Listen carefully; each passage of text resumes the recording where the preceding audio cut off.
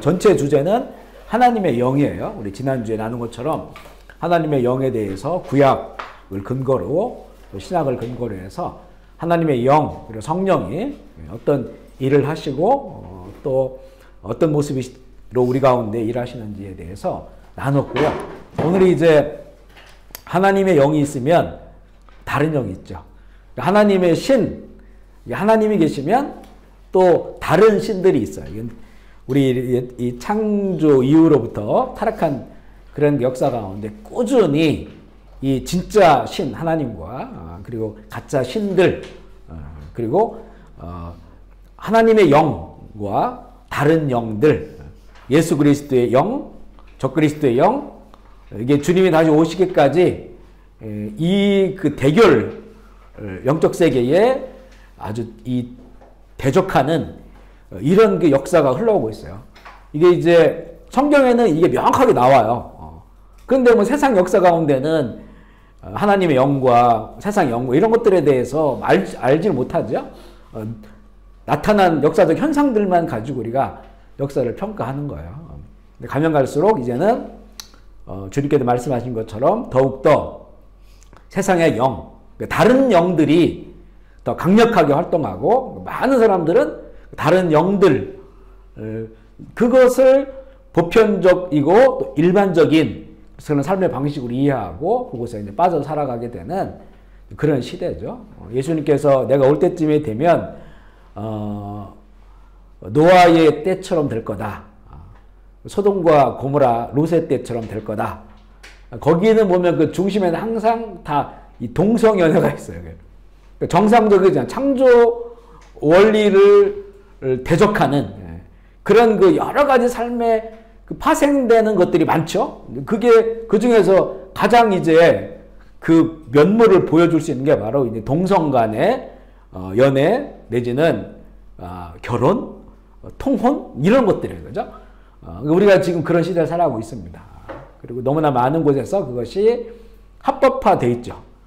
이게 동성 연애, 동성 결혼, 그리고 성을 남자가 여성이 되고 여성이 남성이 되는 것들이 인정되어진 사회다 이랬을 때 거기서 파생되는 수많은 그런 문화들과 그리고 질서의 파괴들 이거는 말할 수 없어요. 말할 수 없는 현상들이 이제 일어나면서 정말 이 노아의 때처럼 노아의 때 또 하나님의 아들들과 사람의 딸들이 이렇게 통혼하잖아요. 비정상적인 것들이 정상적으로 보편적으로 되어버렸다는 거죠.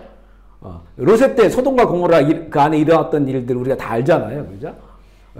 이 사람의 모습을 한 천사들이 왔을 때 그들과 우리가 뭐 동성애 하겠다고 이렇게 막 모든 큰 자나 작은 자나 쫓아와가지고 그런 현상들이 일어나게 되는 것처럼 그렇게 이제 그런 시대를 우리가 살아가고 있어요. 그런데 이거를 세상은 이제 그게 보편화되고 그 일반화되고 사람들의 가치관에는 문제가 없는 것들이 되어버렸단 말이죠. 그랬을 때 우리는 이런 시대를 살아가기 때문에 더욱더 이제 이게 하나님으로 온 것인지 하나님의 영의 사건인지 아니면 다른 영들의 사건인지에 대해서 분별을 해야 되고요. 그리고 이것을 적당하게 거리를 두는 것이 아니고 완전 대적을 해야 되고 내 삶의 공간 가운데 들어올 수 없도록 만들어놔야죠. 우리 자녀들도 마찬가지고. 이게 서로 간에 한 달씩 걸치고 이렇게 신앙생활을 했다가는 그게 우리 때는 가능할지 모르겠지만 자녀 때는 안 돼요, 그게. 그렇게 됐을 때는 완전 다른 영을 따라서 살아가다가 정말 노아 홍수 때 8명만 구원받고 다 물에 빠져 수장돼 버렸잖아요. 10억이 넘는 인구들이. 그리고 이 소돔과 고모라 거기 5개 성읍이었지만 대표적인 거였죠. 이게 다 유황불이 떨어져서 유황불은 지옥불을 말하는 거예요. 지옥처럼 완전히 다 땅속에 가라앉아 버렸어요. 지금도 그 소돔과 고모라가 있던 그 사해바다 그쪽에 가보면 땅을 팔면 지금도 그 유황 흔적이 나와요. 이거는 썩지 않는 거라 그 되게 많이 나와요. 거기에 보면 유황의 흔적들이 그렇게 된다는 거죠. 이게 성경은 너무나 가는 길을 뻔하게 보여주고 있는데 이제 지금 그 시대를 만난 우리들은 이것을 분별하지 못하고 살아가기 때문에 우리가 명확한 그런 걸 가져야 되는데 이 명확함은 단지 이런 지식의 명확함, 내지는 이성의 명확함 가지고는 안 된다는 거예요.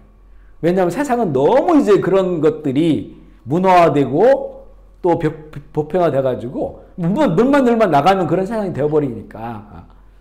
그러니까 우리 이건 하나님의 영으로 가능한 거죠. 하나님의 성령께서 우리 가운데 그것을 보게 하시고 그런 거죠. 제가 이제 여기 캄보디아 와가지고 성령께서 되게 영적 전쟁을 몇 년 동안 시키셨다고 했잖아요. 근데 그때 오는 현상 중에 하나가 뭐냐면 참을 수 없는 역겨움이었었어요. 역겨움. 그러니까 어디 공간을 가거나 어떤 상황 속에 있으면 그게 역겨움이 되고 나중에는 정말 이렇게 막 그 속에서 이 화장지 한 통을 다 쓸 정도로 막 시커먼 것들이 뭐 좀 드시는데 그렇죠. 뭐 가래 같은 이런 게 이렇게 덩어리가 나오거든요. 그리고 그만큼 속은 역겹고 이건 뭐 멀미하는 것보다 훨씬 더 역겨워요. 그래서 그때 그 몇 년 동안 그걸 경험하면서 이게 이렇게 역겨운 것인데 주님이 하나님 보시기에 이게 이렇게 역겨운 문화고 역겨운 그 우상숭배고 그런데 우리는 모르고 있었어요. 그냥 그거를 일반적인 삶, 그들의 문화, 풍습 이렇게 생각을 했었단 말이죠. 하나님 보시기엔 그거는 너무나 역겨운 거였었어요. 근데 그런 것들을 몇 년 동안 이렇게 이제 실감을 하면서 이거는 우리가 함께 할 수 있는 것이 아니구나. 함께 할 수 있는 것이 아니구나. 라고 하는 것들을 그때 많이 깨닫게 되는 거죠. 그러다 보니까 더 거기 예민해지게 되는 그런 그걸 갖게 되고 그러다 보니까 더 기도하게 되고 스스로를 더욱더 지키게 되는 이제 그런 어떤 그 방식이 삶의 방식이 되는 거예요. 그래서 오늘 이제 우리가 나눌 것은 지난주에 하나님의 영 성령에 대해서 나눴고 오늘은 이제는 이렇게 좀 더 내용을 좀 더 그 추가해가지고 이제 다른 영 신학적으로 말하면 이제 적그리스도 영에 관해서 이제 성경을 통해서 나누고자 하는데 먼저 구약에는 아직 예수 그리스도가 세상에 오지 않으셨잖아요. 그러니까 거기에는 적그리스도라든가 적그리스도 영 이런 표현은 안 나옵니다. 구약에는 그리스도가 계셔야 적그리스도가 활동을 하는 거니까 대신 이제는 구약에는 여호와 하나님, 야훼 하나님 그리고 다른 신들 이렇게 이제 표현되어 있어요. 구약에 다른 신들이 표현되어 있는데 이제 다른 신들은 뭐냐면 다른 신들의 본질은 사람이 자기를 위해 만들고 거기다 절하는 건데 우리 출애굽기 20장 3절 5절 읽어보겠습니다. 시작. 너는 나 외에는 다른 신들을 내게 두지 말라. 만들지 말고 또 위로 하늘에 있는 것이나 아래로 땅에 있는 것이나 물속에 있는 어떤 형상도 만들지 말며 그것들에게 절하지 말며 그것들을 섬기지 말라. 나 내 하나님 여호와는 질투하는 하나님인즉 나를 미워하는 자의 죄를 갚되 아버지로부터 아들에게로 3대까지 이르게 하거니. 하나님께서는 이제 하나님의 백성 이스라엘 앞에 나타나셨잖아요.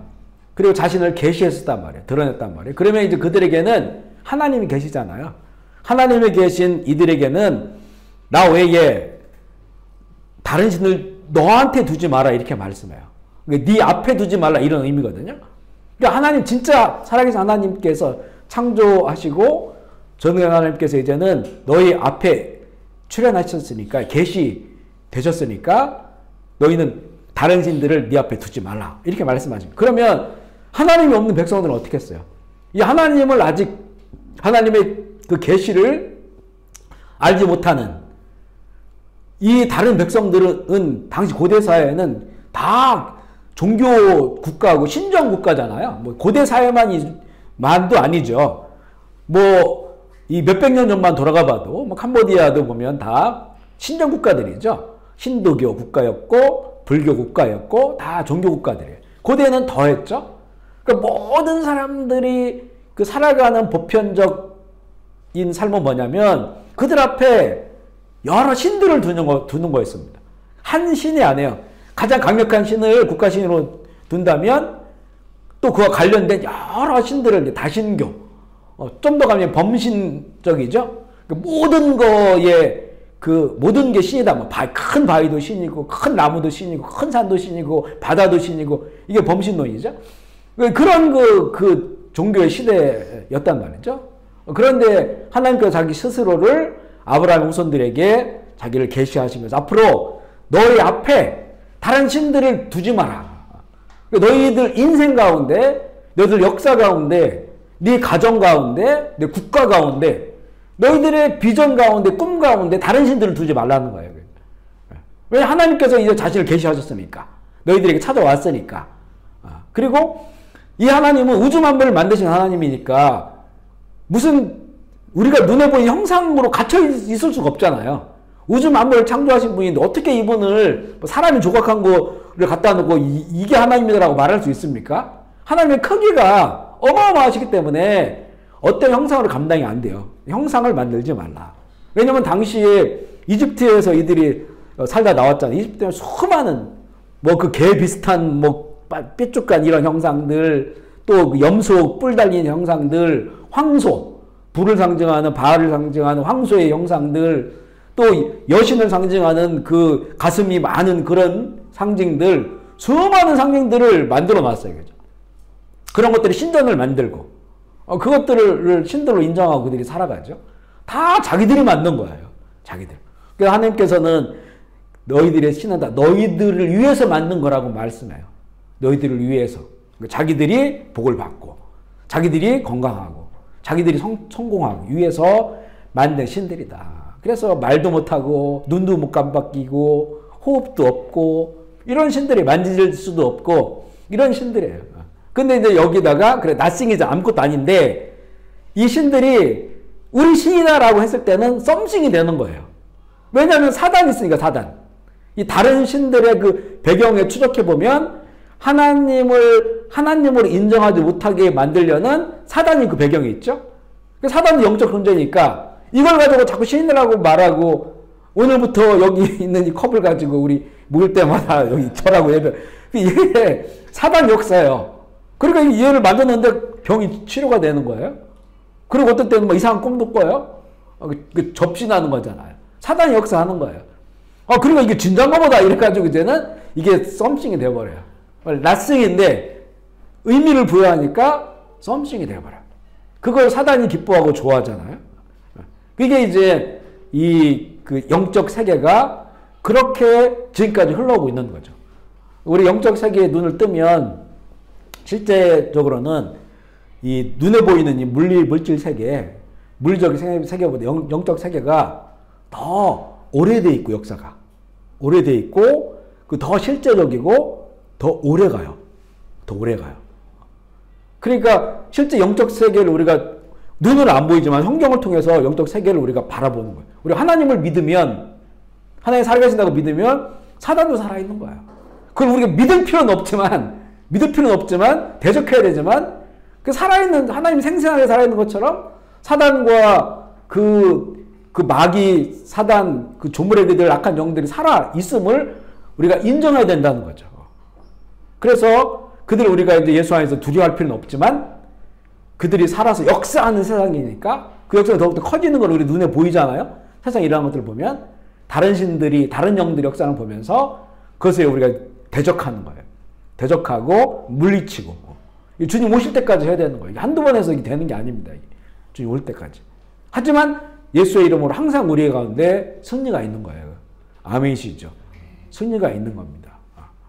그 영적 세계에 보였죠. 그 구약에는 그래서 다른 신들, 자기를 위한 다른 신들, 보면 다른 신들을 네 앞에 두지 마라. 네 인생 가운데 두지 마라. 그런 거 다 헛된 거야. 낫싱이야. 라고 하는 것을 하나님께서 이제 알려주는데, 보면 뭐 수많은 여기 나오는 거, 하늘에 있는 것, 땅 아래에 있는 것, 물속에 있는 것, 내지는 그걸 다 섞어가지고 희한하게 또 만들어가지고 이런 것들이 이제는 하는 거예요. 이거를 하나님께서는 다 미워하는 거예요. 하나님 싫어하는 거예요. 왜냐하면 그냥 단지 하나님이 미워하기 때문에 내가 안 해야지, 그게 아니고, 하나님이 싫어하는 거는 그분이 우리의 창조주잖아요. 하나님이 싫어하는 건 뭐냐면 우리에게 복이 되질 않는 거예요. 우리를 행복하게 하질 않아. 하나님 미워하는 거는 그것을 따라갔을 때 우리 인생이 과정과 결과를 알기 때문에 그래요. 그 헛된 것들을 따라가면 그 인생이 허무해져. 우리 아까도 앞에 정말 모든 사람들이 죽을 때 그 남긴 말이 있어요. 제일 많이 남긴 게 뭐냐면 미안해, 사랑해. 미안해, 사랑해. 그러니까 그게 뭐가 그렇게 중요하다고 가족들 그렇게 힘들게 하면서 그걸 얻으려고 가족들 사랑해야 될 사람들을 돌보지 않고 그걸 얻기 위해서 그렇게 사랑해야 될 사람들과 싸우고 법정 투쟁하고 그렇게 살았다는 거예요. 결국 딱 죽음 앞에 서보니까 너무 허무한 거예요. 그걸 성경에 보여주잖아요. 전도서에도 보여주고 잠언서도 보여주고 얼마나 그 허무한가. 근데 그 허무함을 그 허무한 건데 왜 그거를 못 얻어서 그렇게 난리를 칠까요? 다른 영들 때문에 그래요. 그 허무한 것을 여기는 게 아니고 이게 진짜 귀한 거라고 생각하는 거야. 가치 있는 거라고 여기는 거예요. 그게 다른 영들이 하는 일들, 다른 신들이 하는 일들. 야, 너 이거 있어야 행복해져. 이만큼은 가지고 있어야 되잖아. 너의 네 형이 네 목까지 다 뺏어가려게 법적으로 싸워. 그래서 이겼단 말이에요. 그걸 가지고 있었단 말이에요. 나중에 죽음 앞에서는 형한테 미안한 거예요. 그죠? 동생한테 미안한 거죠. 사랑해야 될 사람들한테 왜 그것 때문에 그렇게 내팽개치고 그렇게 살았는지. 그죠? 그렇게 모여서 같이 시편에 보면 하루를 수고하고 그 자녀들과 함께 수고한 걸 가지고 모여서 나누는 식탁이 얼마나 복되냐 나오잖아요. 그죠? 그렇게 행복하게 살아갈 수 있는 그 길을 주셨는데, 그죠? 결국 그 허무한 것을 추구하며 살다가 결국은 속은 거예요. 다른 신들에게, 다른 영들에게 속아서. 그 일을 사단이 하는 거죠. 사단의 끝도 허무하죠. 그렇게 역사 가운데 역사를 했는데 그의 끝은 무저갱에 갇혔다가 영원한 지옥불에 떨어지니까 자기처럼 그렇게 허무한 인생들을 그렇게 미혹해서 같이 그 길로 가는 거죠. 바로 그런 그 헛된 것들이다. 그걸 말씀해 주시고, 이 다른 신들은 보면요 이렇게 돼 있어요. 강 저쪽의 신들 유입된 거예요. 그리고 거주하는 땅의 신들 자기들 안에 있는 거거든요. 여호수아 24장 14절 15절 읽어보게. 시작. 그러므로 이제는 여호와를 경외하여 섬기라. 너희의 조상들이 강 저쪽과 애굽에서 섬기던 신들을 지워버리고 여호와만 섬기라. 만일 여호와를 섬기는 것이 너희에게 좋지 않게 보이거든 너희 조상들이 강 저쪽에서 섬기던 신들이든지 또는 너희가 거주하는 땅에 있는 아무리 족속의 신들이든지 너희가 섬길 자를 오늘 택하라. 오직 나와 내 집은 여호와를 섬기겠노라. 여기 보면 다른 신들에 대해서 두 가지를 말해요. 강 저쪽은 이들이 애굽 땅에서 살던 것을 말해요. 내가 전에 살았던 유월절을 지나고 홍해바다를 건너서 또 요단강을 건너잖아요. 근데 그 전에 내가 살았던 그 구습이라고 성경은 말합니다. 그 전에 살았던 그곳. 그리고 이것은 어찌 보면 유입된 거죠. 이 이스라엘 사람들이 원래 살 곳은 거기가 아니에요. 다른 곳에 살다가 그곳에서 유입된, 그곳에서 만난 그런 다른 신들이거든요. 그러니까 우리가 보면 이제 우리나라가 굉장히 막 가난한 나라였다가 번영하잖아요. 번영하는 거 참 좋아요. 보통 이제 기독교 국가들이 참 번영된 하나님께서 여러 가지로 복을 주시니까 그런 삶을 사는데 이 번영한 가정 가운데 항상 다른 신들이 있어요. 이런 자유주의 그리고 자본주의 이게 우리를 참 열심히 신앙생활하게 하고 자유롭게 신앙생활하게 하고 그 풍요를 누릴 수 있는 은혜를 주신단 말이에요. 그런데 여기 다른 신들이 있어요. 이게 이런 이 번영신학, 기복신앙 이런 걸로 빠져들게 하고 탐욕적인 사람들로 가게 만들어 버린다는 거죠.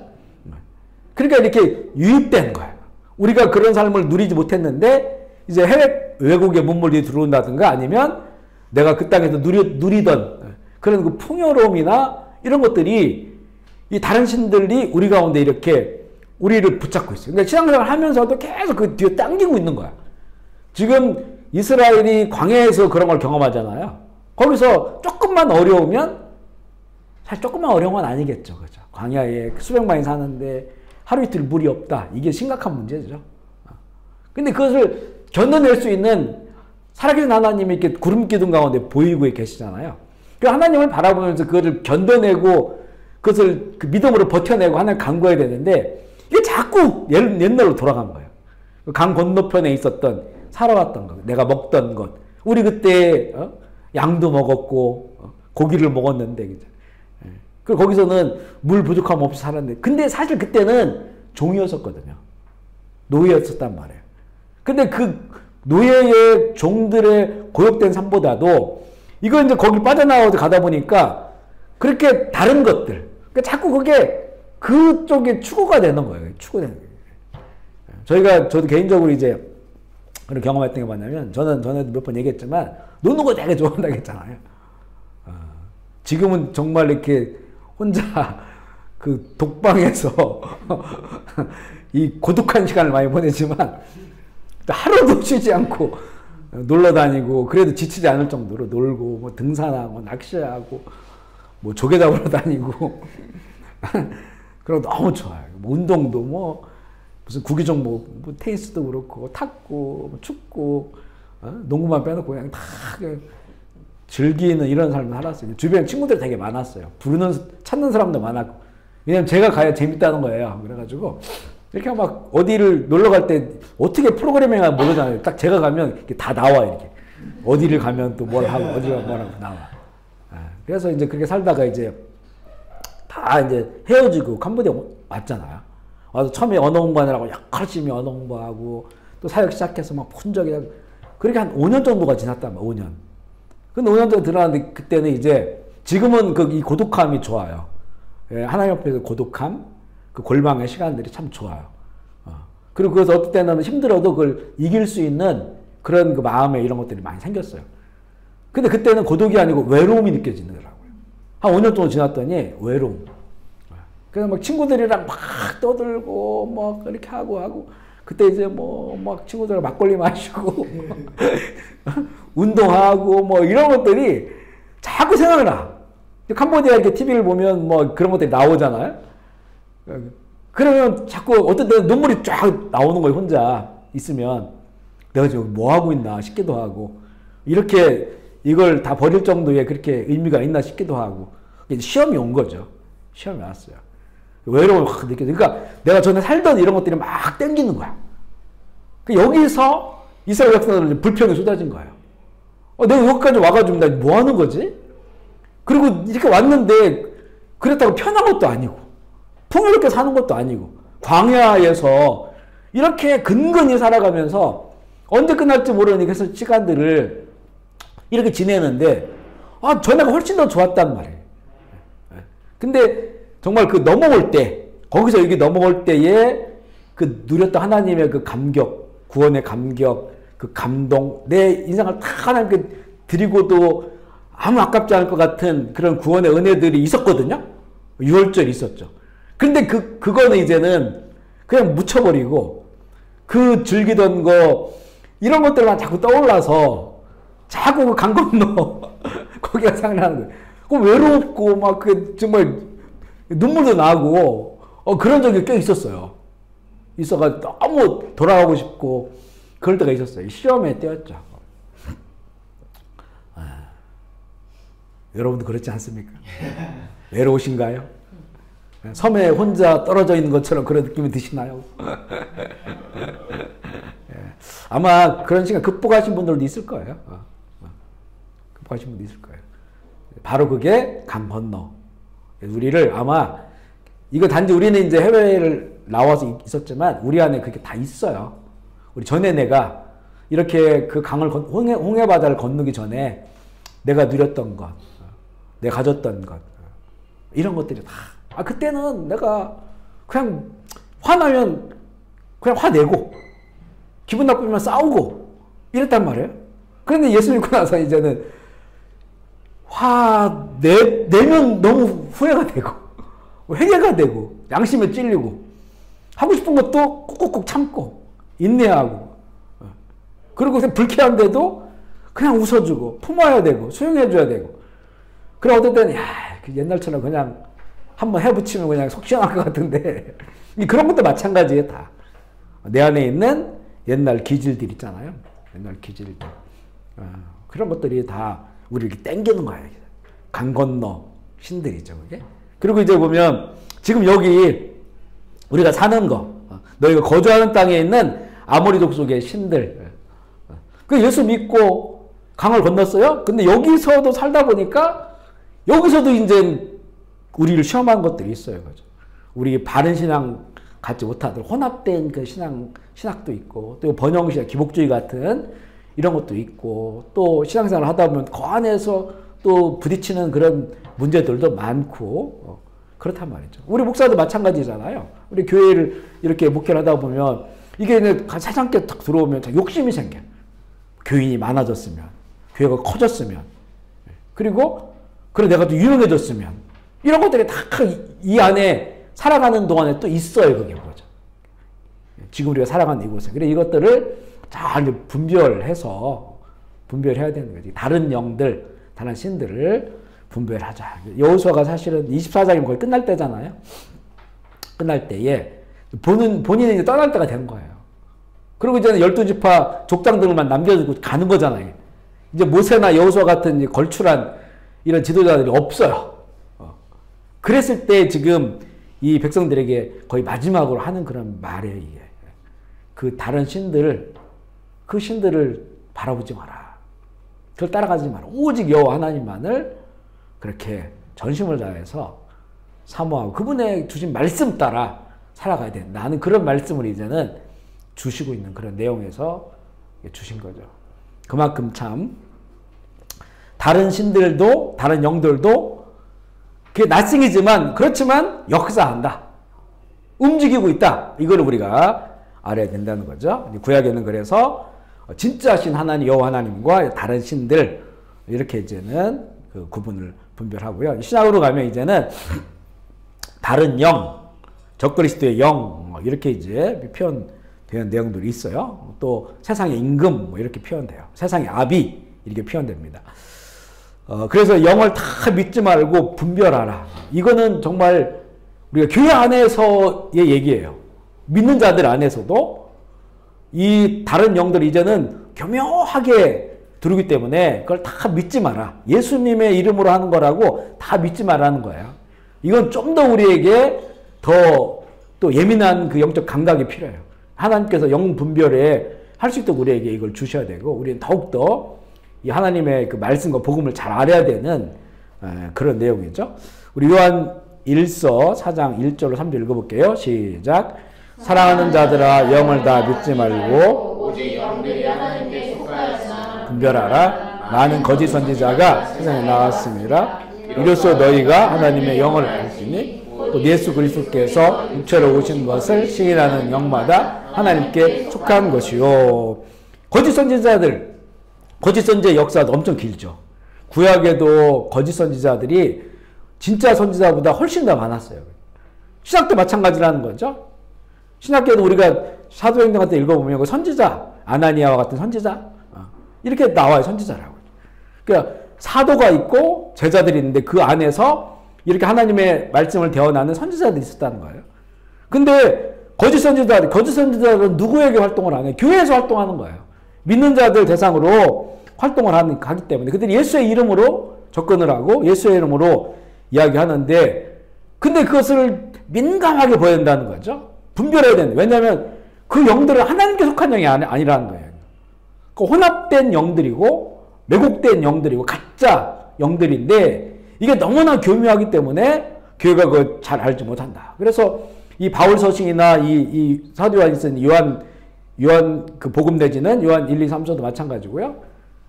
베드로도 마찬가지고 그 썼던 그 내용들을 보면 이 다른 영들에 대해서 분별해야 된다고 하는 그런 내용들을 강조하고 있습니다. 여기 보면 오직 영들이 하나님께 속하였는지 분별하라. 이 분별을 어떻게 하나요? 이성적으로 할 수 있을까요? 지성적으로 할 수 있을까요? 하나님의 영, 진짜 영으로만 가능한 거죠. 그러니까 진짜 영이 주시는 지성이야만이 진짜 영이 주시는 이성이야만이 이것을 분별할 수가 있는 거예요. 그래서 결국에는 이걸 분별하기 위한 가장 중요한 건 뭐냐? 진짜를 더 아는 거죠. 진짜를. 진짜 예수 그리스도 복음이 무언지를 더 갈망하는 거죠. 우리 전에 이런 예화를 들었었어요. 우리가 집회를 감별하신 분들 예화를 들었는데 집회를 이렇게 위조 집회를 감별하신 분들이 훈련하는 그런 방식들이 한편으로는 이제 세상에 가짜 집회가 계속 나오잖아요. 가짜 집회. 그때 무슨 뭐 영화로 이렇게 나왔어요.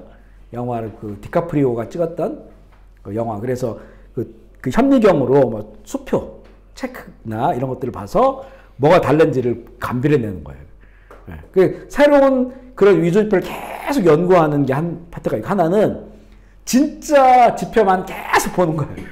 진짜 집회를 계속 연구한 거예요. 그러니까 진짜 집회가 명확하게 내 속에 있을 때 딱 보면 이게 가짜인지를 알 수 있는 거죠. 집회 감별자들이 그렇게 훈련을 한다는 거예요. 우리가 그 두 개가 다 필요합니다. 우리에게는 지금처럼 우리가 이렇게 다른 영들이 무엇인가, 어떻게 역사하는가 이렇게 우리도 공부도 해야 되고 또 하나는 더 중요한 건 뭐냐면 진짜를 공부하는 거예요. 예수 그리스도의 복음이 진짜 뭐냐? 그 진짜 복음을 우리가 공부하고 성경을 통해서 그리고 그 진짜 복음의 원리를 우리가 가슴 가운데 탁 새겨져 있으면 가짜들은 조금만 보면 알아요. 이제 얘기하다 보면 또 그 내용들을 보면 이 가짜인지 확 냄새가 확 나는 거예요. 그게. 그래서 그것을 우리가 분별할 수가 있는데 지금 우리 한국 교회도 마찬가지고 캄보디아 교회도 마찬가지고 중국 교회 지하교회도 이단들이 굉장히 심각해요. 거기는 뭐 그 이단들이 뭐 숫자가 100만 명 막 이래요. 어떤 사람 하나를 쫓아다니는데 100만 명 그렇게 쫓아다니는 거예요. 우리나라도 옛날에는 이단들이 뭐 해봤자 몇백 명? 아니 몇천 명? 집단적으로 자기들끼리만 살고 지금은요 몇십만 명씩 돼요. 이렇게 어마어마해요. 어지간한 교단 중소교단보다 더 훨씬 더 커져 있어요. 그런 이단들이 되게 많아진 거죠. 근데 대부분 교인들이 그 이단에 빠지는 경우가 많아요. 어설프게 알았을 때. 아예 예수님에 대해 관심이 없으면 이단에 적고 나 관심 없어요. 예수님 이야기하고 그럴 텐데 예수님은 우리가 알고 있단 말이에요. 그런데 교회 가면 뭐가 명확하진 않아. 근데 이단들은 아주 철저하게 그들 가운데 있는 그 정해진 교리들, 성경 구정을 딸딸딸 외워가지고 이걸 뭐 틀이 탁탁탁 맞게 만들어버렸어요. 그러니까 너무 명확하죠? 그러니까 거기에 빠지는 거예요.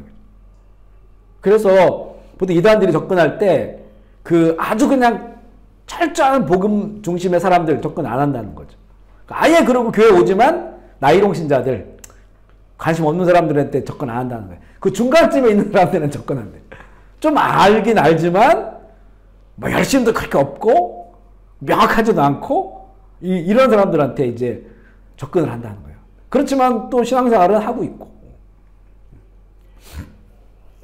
그래서 우리가 이 예수 그리스도의 복음, 저는 개인적으로 이렇게 이제 선교사가 되면서 성경의 복음을 정말 알고 싶다는 그런 갈망이 막 생기더라고요. 하나님의 은혜였죠.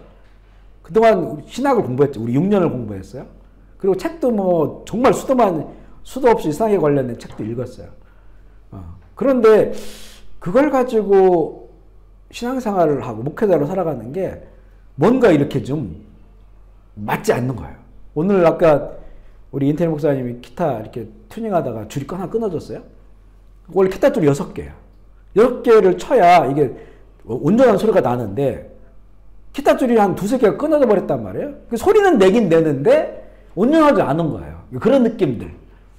뭐가 왜곡되어 있다. 그게 제가 이제 부목사 생활할 때 우리 담임 목사님을 통해서 그 뭔가 복음이 내가 알고 있는 이런 것과 좀 다르다. 내가 좀 잘못 알고 있는 게 많은 것 같다라고 하는 걸 깨달았는데 그때는 너무 일이 많다 보니까 그 복음은 무엇인가에 대해서 공부할 수 있는 그런 여유가 없었단 말이죠. 그래서 이제 여기 오기 전에 필리핀에 1년 있었다겠죠. 그 필리핀에 있을 때부터 그리고 선교사 훈련을 받고 이런 과정 속에서 이제는 한국을 떠나야 되고 선교지로 가야 되는데 선교지에 가서는 정말 진짜 성경의 복음을 내가 전하고 싶다. 거기서도 이런 엉뚱한 거 내가 전하면 안 되겠다. 나도 좀 확신이 없는 건데 첫 목회를 그렇게 했었단 말이에요. 근데 목회가 뭐 엉망이 되어버렸죠. 그죠? 그래서 그랬을 때 이런 마음에 하나님 복음을 알고 싶습니다. 성경을 알고 싶, 이 갈망이 막 생겼어요.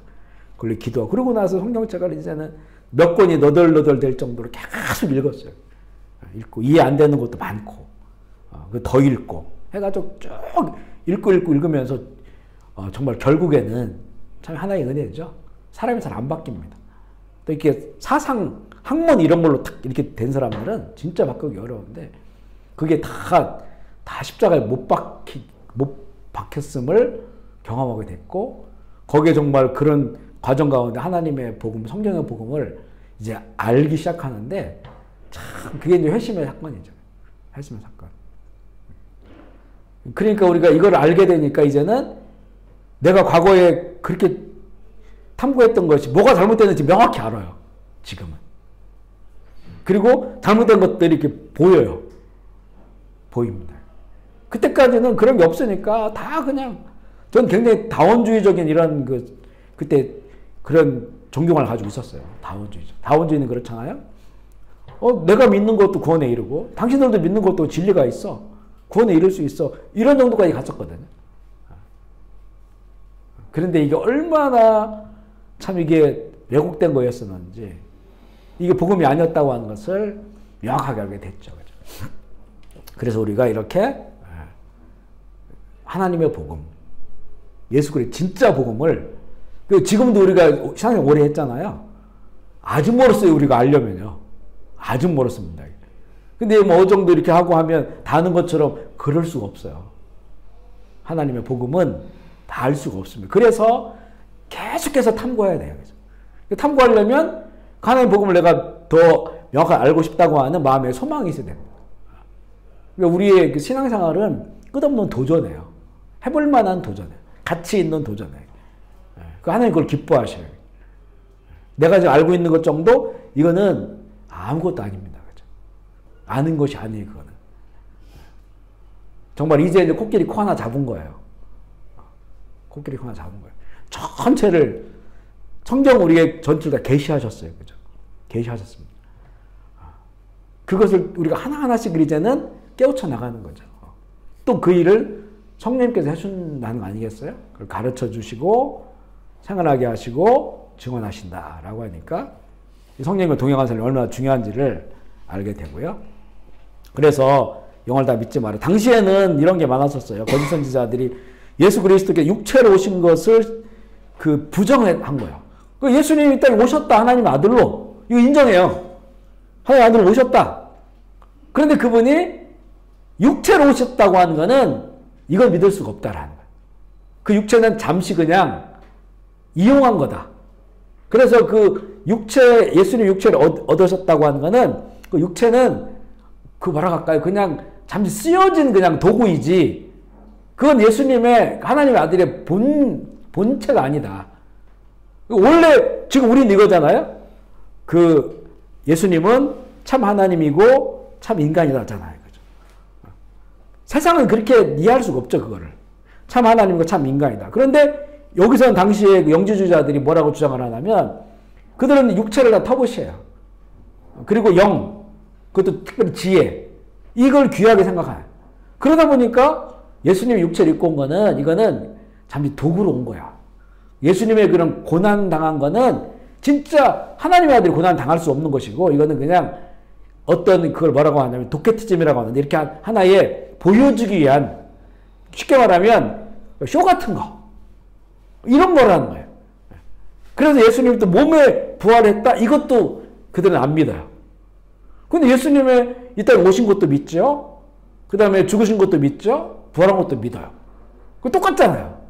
그런데 그들은 육체로 온 것을 부인하면 어떻게 되냐면 우리 육체가 죽어서 몸이 부활하는 것도 믿지 않게 되는 거예요. 예수님의 육체가 우리가 연합됐자 우리 육체와 예수님이 연합돼서 죽었다라고 하는 것을 믿음으로 주신 건데 그게 다 허물어져 버린 거예요. 그게. 예수님께서 그냥 이렇게 그거는 가현설이에요. 가현설. 가짜로 나타났다는 거예요. 그러니까 이렇게 믿으니까 이들이 어떤 현상이 나타나냐면 금욕주의, 심각한 금욕주의가 나타나요. 왜냐하면 이 육신은 아무것도 아니야. 귀한 게 아니야. 이건 아무것도 상관없어 하니까 자기를 막 학대하는 거예요. 밥도 안 먹고 인도에 보면 수양한 사람들 있잖아요. 다리 한짝 올리고 막 이렇게 하얀 거 바르고 몇 달씩 그러고 있고 그런 사람들처럼 그게 그리스도인의 모습이 아닌데 그걸 하든지 아니면 육체 나무 상관없으니까 그냥 타락해버려요. 나는 영적으로만 나는 하나님과 연결되어 있으니까 육체 남을 거죠. 그래서 막 음란하고 뭐 먹고 마심에 있어서 이 분별함도 없고 막 타락하는 이런 삶을 사는 거예요. 이런 두 가지 게 그러니까 그리스도인으로서 참된 삶이 없어요. 성경은 어떻게 얘기합니까? 우리가 영혼 몸의 존재다. 그리스도인은 그 안에서 주님이 살아계시다. 이렇게 말씀하시잖아요. 거룩한 몸이다. 이렇게 말하잖아요. 그래서 세상 가운데서 그렇게 이 예수 그리스도의 빛을 발하며 살아가야 될 그런 존재인데 이 영지주의를 따르면 완전히 그렇게 살아갈 수가 없어요. 왜곡된 복음이니까 왜곡된 모습이 나타나서 그렇게 되어져 버리는 그런 모습을 보여주고 있는 것이죠. 그래서 영들을 다 믿지 마라 라고 하는 것, 특별히 당시에는 이런 영지주의자들이 굉장히 교회에 위협이 됐기 때문에 그런 것들을 말씀하고요.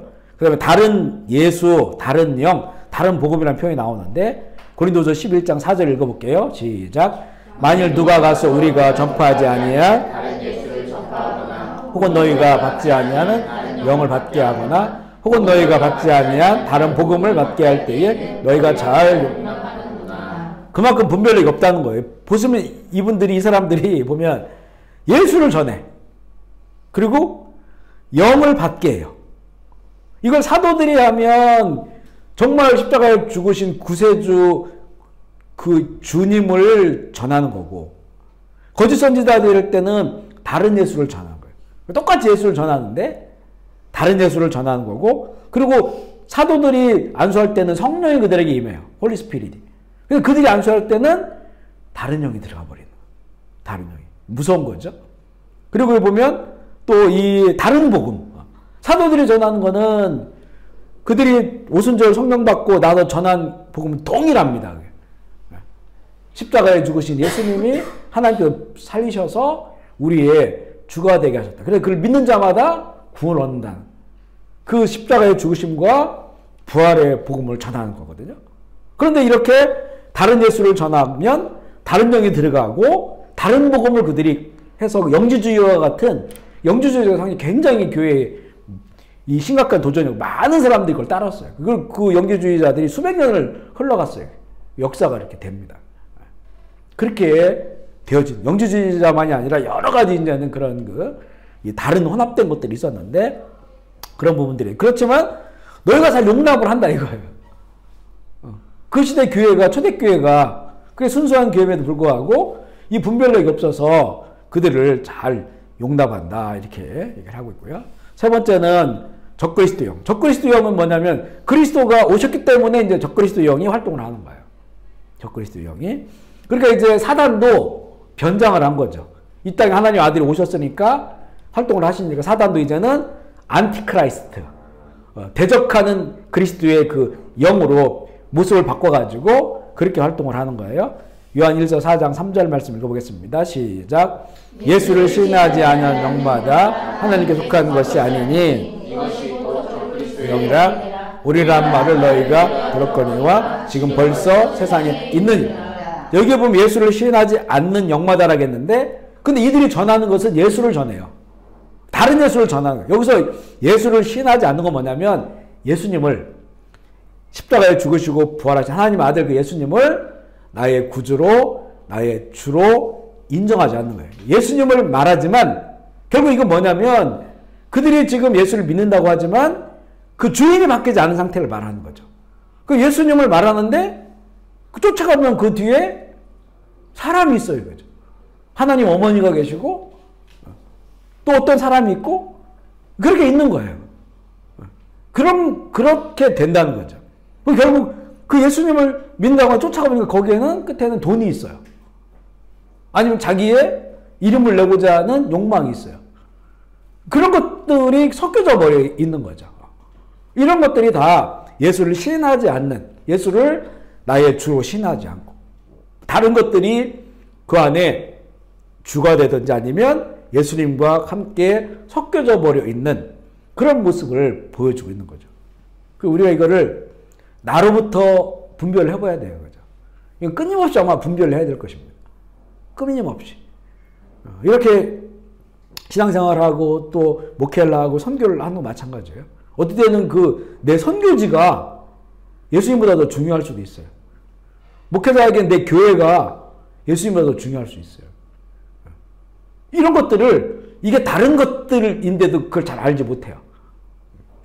세상적인 어떤 방식들, 세상적인 욕망들이 거기에 들어가 있어요.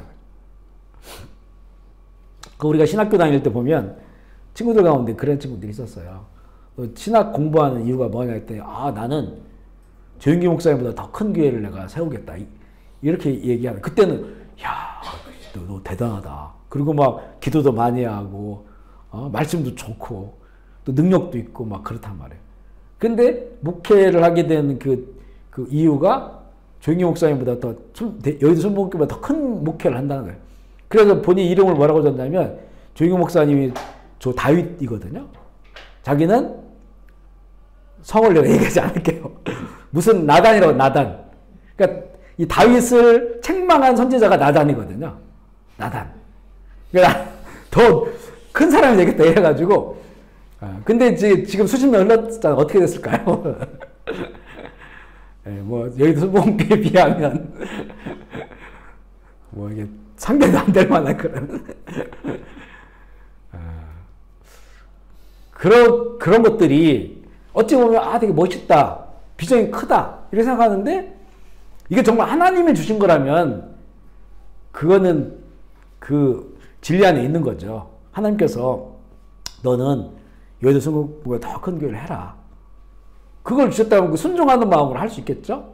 그런데 그런 것이 아니고 그냥 자신의 꿈이면, 자신의 비전이면, 그러면 결국 내가 목회하고 주의 종으로 돼서 살아가는 게 무엇을 위한 거냐라고 하는 거죠.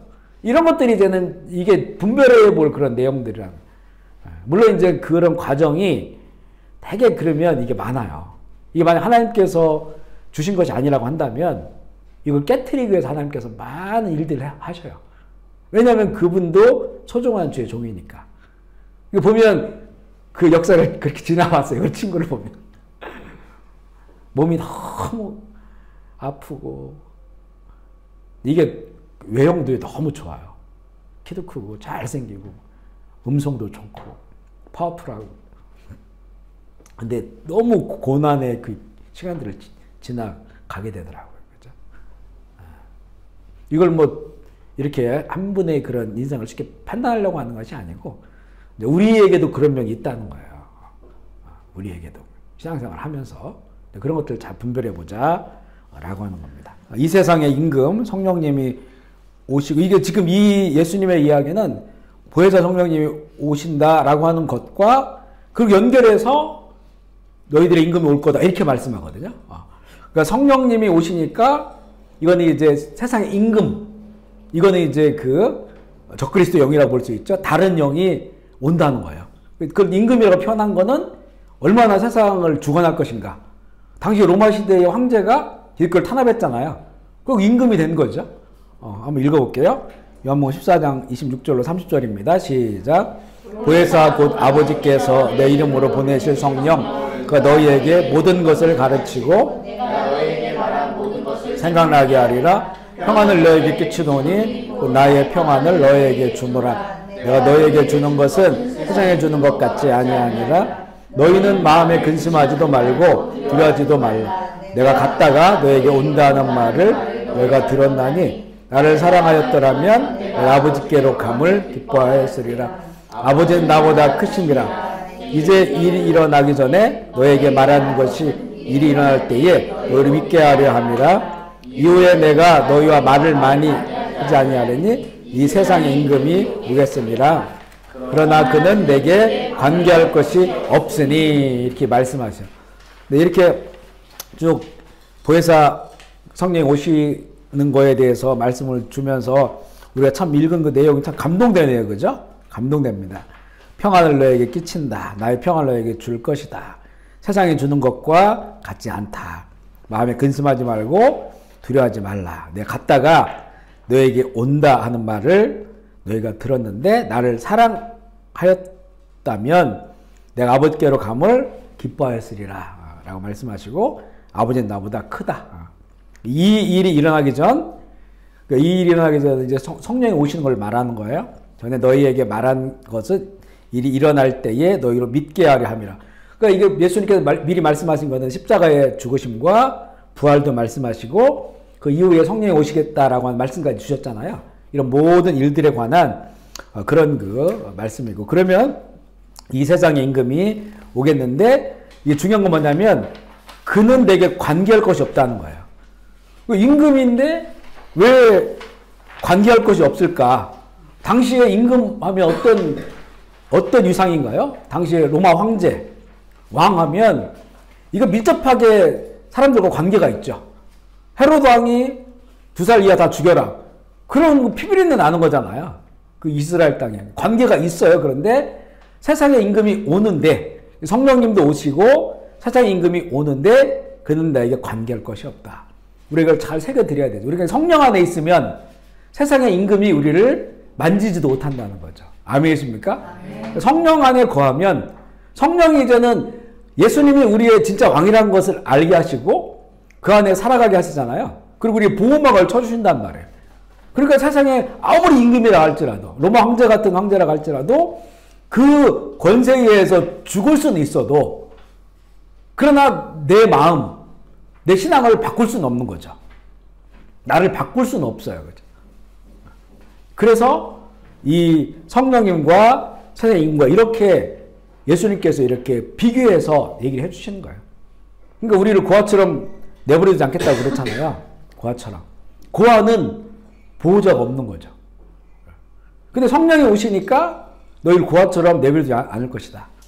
로마의 황제가 그게 세상의 영이, 다른 영이 그 안에 들어가서 기독교를 그렇게 탄압하고 압박을 해도 오히려 기독교 믿는 자들은 더욱더 권세가 뿌리가 내리게 되고 더 깊어지게 된단 말이에요. 그러니까 방식을 바꾼 거잖아요. 로마가 이제 교회를 인정하죠. 인정하는데 타협해버리죠. 그러면서 더 타락의 길로 가게 돼요. 중세에 타락한 그런 기독교의 모습이죠. 그러니까 사단은 이런 방식도 쓰고 저런 방식도 써요.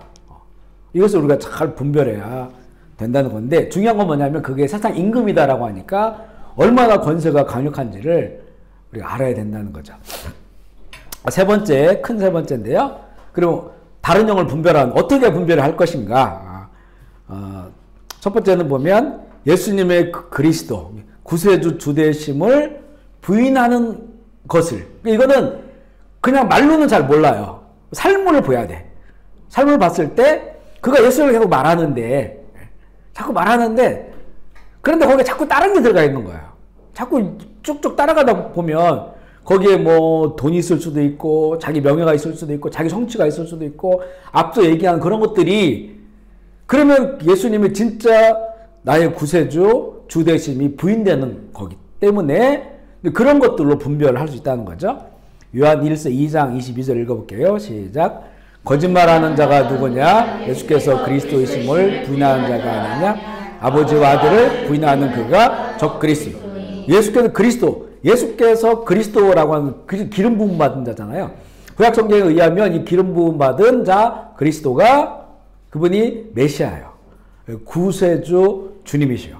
우리가 그분을 나의 구세주, 나의 주님으로 그렇게 인정해야 되는 거예요. 그런데 예수님을 말하는데 결국 그게 부인돼. 예수님께서 그의 진정한 구세주와 주가 아닌 그런 그 그리스도를 부인하는, 그럼 결국은 내가 그리스도야 이렇게 나와요. 이단들은 다 그렇죠. 내가 그리스도야, 내가 기름 부음 받았어, 이렇게 되는 거예요.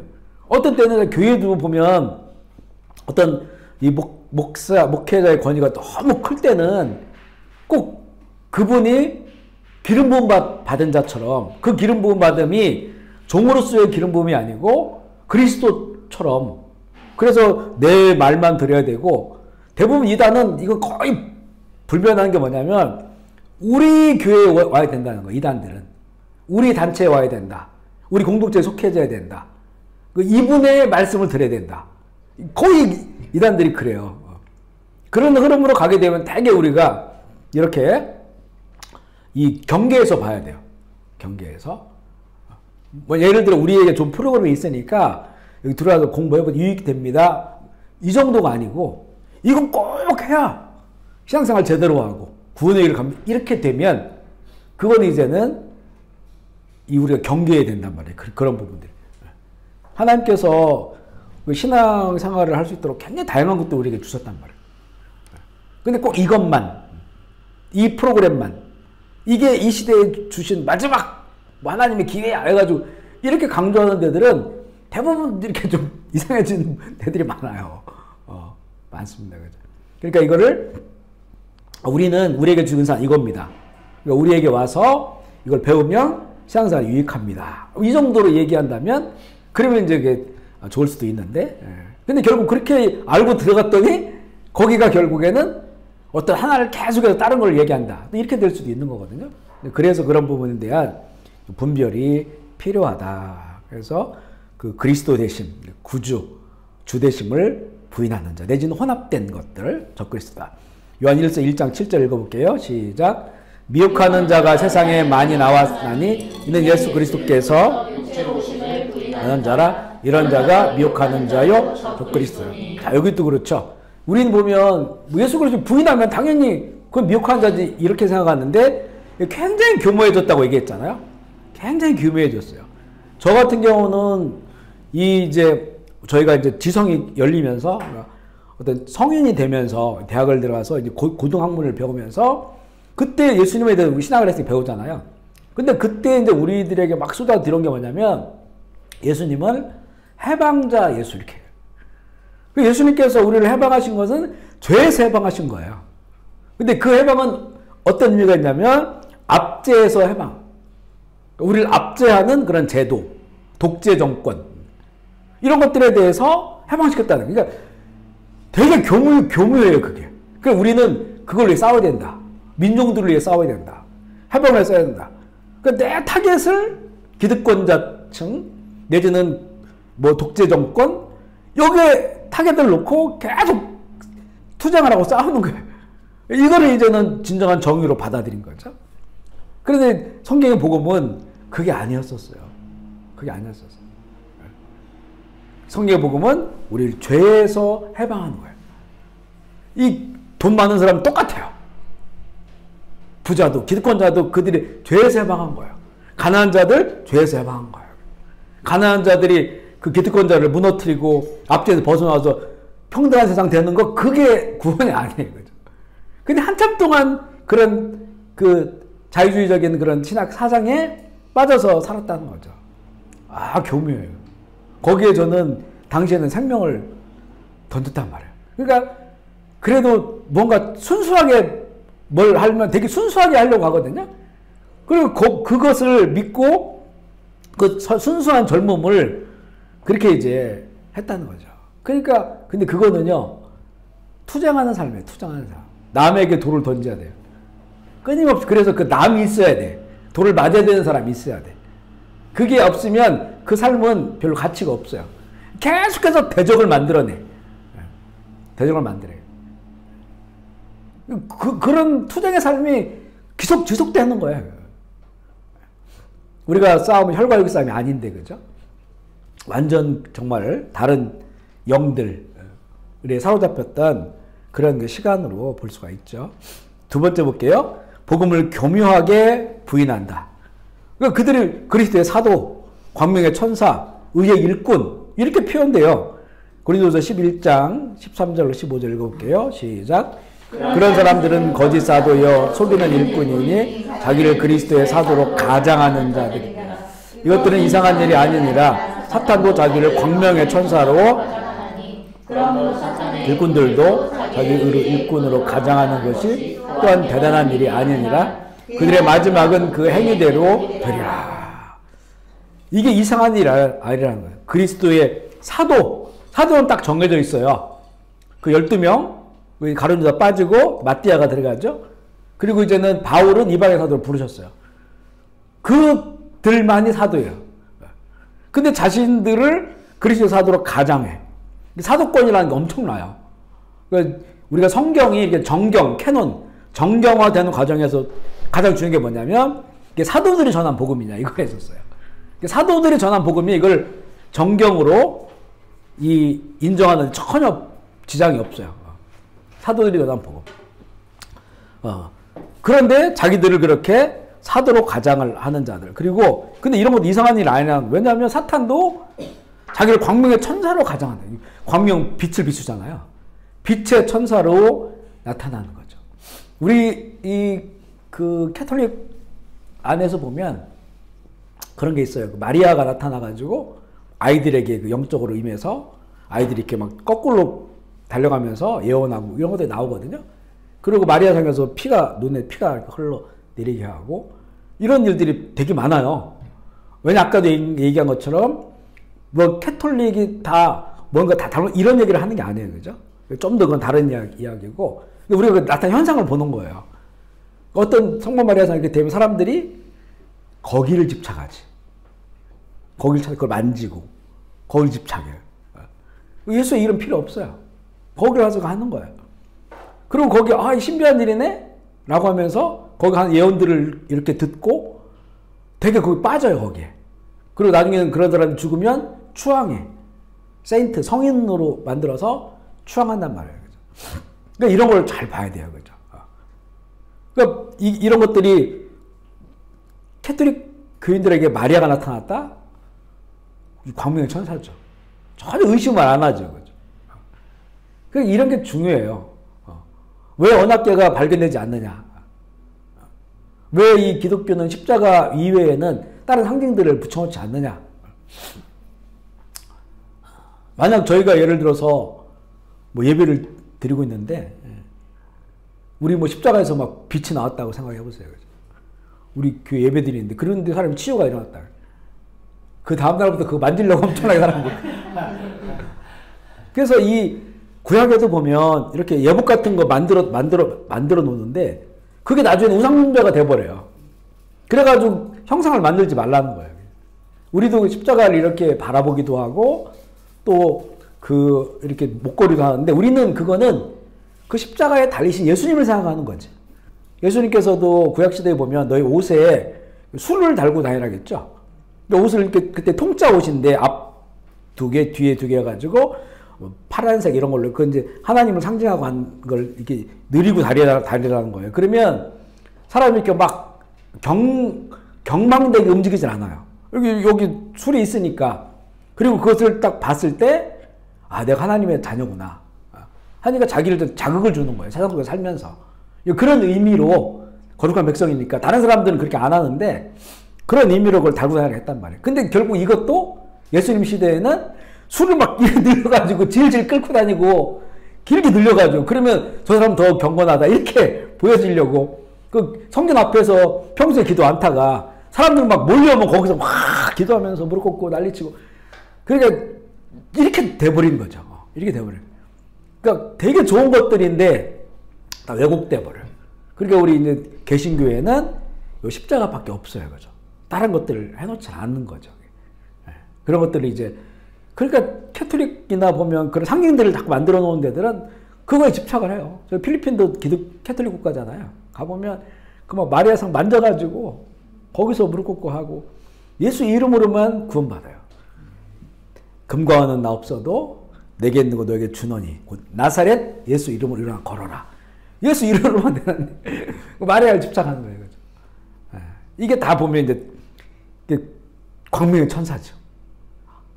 되게 거리낌이 없어. 너무 익숙해. 너무 좋아. 근데 거기에 탁 달라붙어 있는 거예요. 이게. 다른 것들이 달라붙어 있죠.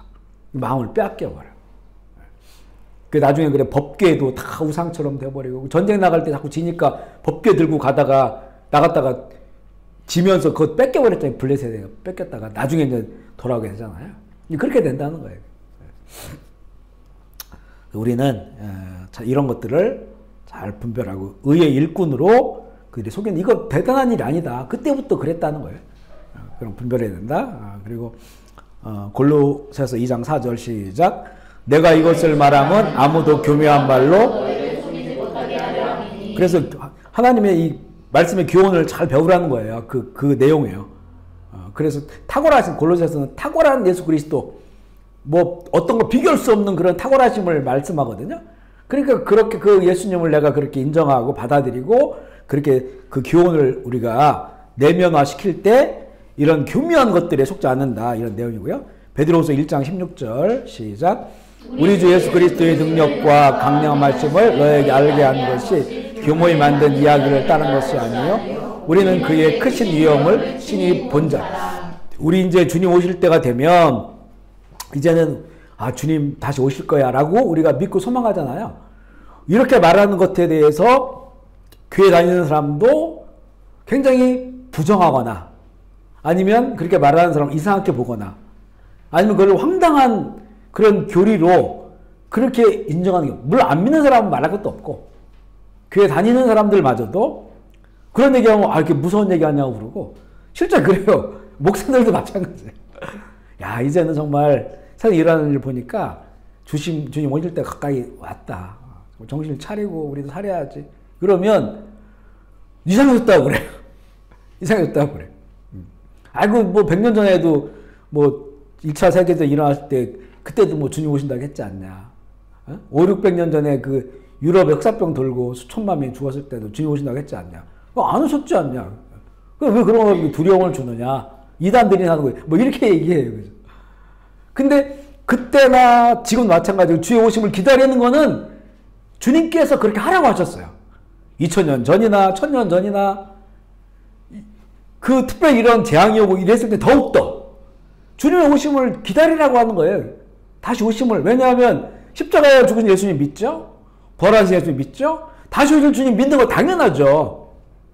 우리 시대 때 안 오시더라도 다시 오실 주님을 믿고 사모하는 것, 그게 우리 예수 그리스도 복음 안에 있는 거예요, 그게.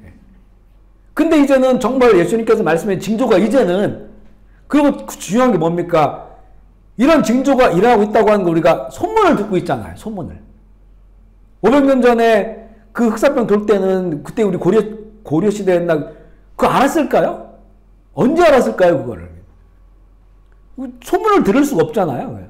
예수님께서 난리와 난리의 소문을 너희가 들을 거다 그러잖아요. 다니엘서도 마지막 때 이 봉인이 풀어질 때는 그 지식이 빨라질 거다, 정보가 되게 빨라질 거다 그러잖아요. 지금은 실시간으로 소문을 듣잖아요. 실시간으로 소문을 들었는데 정말 엄청난 일들이 전 세계에서 벌어지고 있죠. 지금 이번에 이거 웃을 일 아니네, 그죠? 그 샌프란시스코에 이 불이 붙어가지고, 그죠? 샌프란시스코만큼의 또 그런 다 타고, 그 좋은 집들이 다 타고, 막 회오리가 일어나고, 그리고 이거는 인력으로는 지금 감당도 안 되고, 물론 이번만 그런 게 아니죠. 막 캐나다, 미국의 어마어마한 땅들이 막 매년마다 불타고 점점 더 확산되어지고 그렇게 되잖아요. 지금 어지간한 재앙은 뭐 나오지도 않을 정도로 그런 일들이, 그리고 분명히 보면 불은 앞으로도 훨씬 더 많이 날 겁니다. 왜냐하면 이게 노아 홍수 재앙, 홍수 물의 재앙이잖아요. 근데 하나님께서 무지개를 보여주시면서 다시는 물로 심판하지 않는다고 했어요. 그러니까 홍수가 지역적으로 일어날 수 있어요. 지역적으로는. 그런데 이 마지막 주님 오시기 전에 심판에 가장 강력한 거는 뜨거워지는 거예요. 타는 거예요. 타는 거. 태양도 더 뜨거워지고, 그리고 모든 것들이 다 불타는데 계시록에 보면 3분의 1, 지구상의 3분의 1이 불타버려요. 물도 오염되고, 그죠. 그런 일들이 일어나니까 진짜 안타까운 일이지만 이건 더 커진다는 거니까, 더 커지기 때문에 우리 이런 일이 일어났으면 그것 때문에 피해보신 분들을 위해서 우리가 하나님의 긍휼을 구하며 기도하면서 또 한편으로는 하나님한테 이루어지고 있구나. 그러면 주님이 오실 날이 가까워졌구나. 이거 알아야 된다는 거죠. 그래, 우리가 평소에도 주님 오시면 기다리며 살지만 더욱더 이제는 그런 일이 가까워졌으면, 그럼 너희들이 어떻게 할 거냐? 주님을 가까워졌으면. 그러니까 더 주님 사랑하고 말씀대로 살고 하나님 뜻대로 살고 이래라는 거잖아요, 그게요. 일어나는 거죠.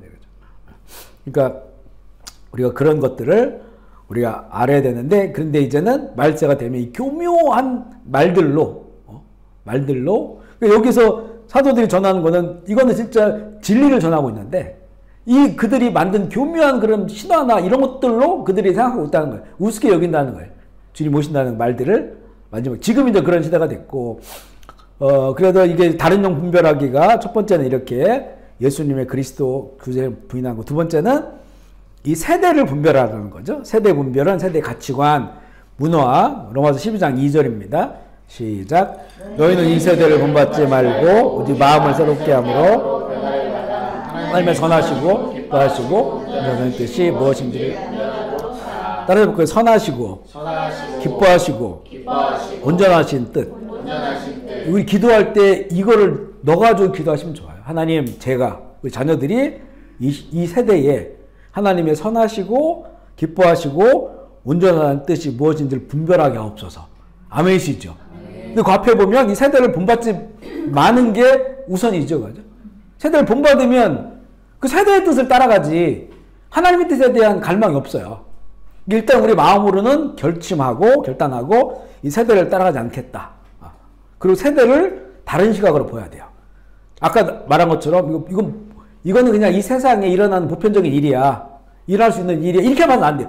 일어나지 말아야 될 일들이 일어나고 있는 거예요, 지금. 절대 일어나지 말아야 될 일들이 일어나고 있다고 하는 그런 시각으로 봐야 되고, 그리고 여기 오직 마음을 새롭게 한다는 건 이거는 진행이에요, 진행형. 원어로 보면.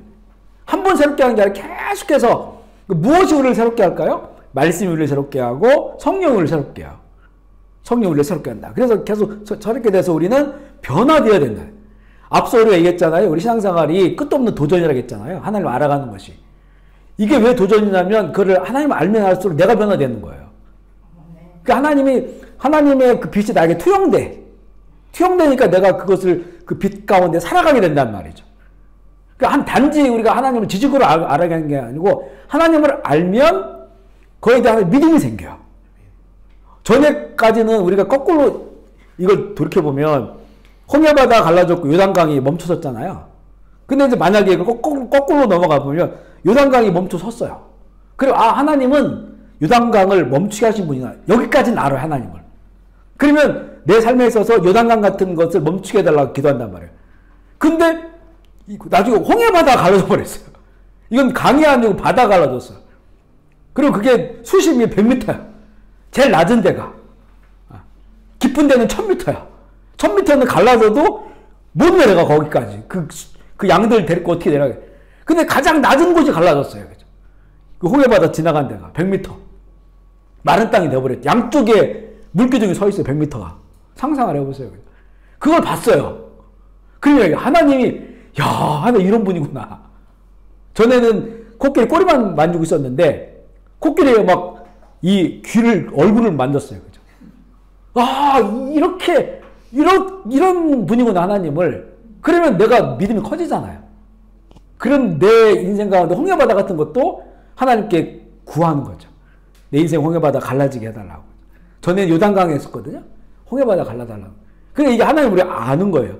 그러니까 아는 만큼 믿음이 커지고 믿음으로 기도하면 하나님을 경험하는 거예요, 우리 삶에. 그렇게 우리의 신앙이 도전적이어야 된다는 거죠. 도전적이 된다. 이게 바로 우리가 변화되는 거예요, 변화. 우리의 겉모습도 변화되죠. 전부 늙어지죠. 그러나 우리 속사람은 날마다 새롭게 된다. 아멘이시죠. 이게 우리의 신앙생활의 도전이다. 라고 하는 것이고요. 세대를 분별하고, 그 다음에 이제 세계관은 이제 지금 우리가 막 창조론자, 진화론자, 캄보디아는 이런 다신론이죠. 태어나서부터.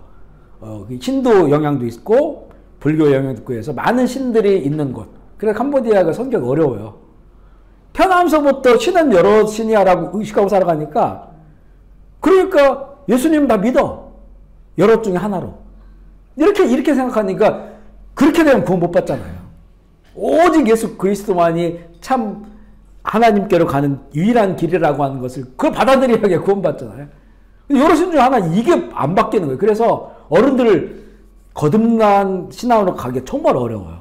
어른들은. 그래서 어린아이에서부터 계속 그 뿌리부터 이렇게 교육시키지 않으면 정말 어렵습니다. 오히려 무신론자보다 어렵다고 선교사를 얘기합니다. 그렇고, 그리고 이제 범신론. 캄보디아 또 범신론이 있죠. 무슨 큰 나무나 친당, 산당 이런 거 많아가지고 이런 세계관들을 가지고 아예 태어나는 거예요. 지금은 이 창조론과 진화론 이게 겉으로는 창조론, 진화론 말하지 않지만 그 모든 지금 이 세계관의 대결 구도는요, 창조론과 이 진화론의 그 대결 구도입니다. 이게 이제 말세에 가면 갈수록 더욱더 이게 아주 더 이 대결이 심해져요.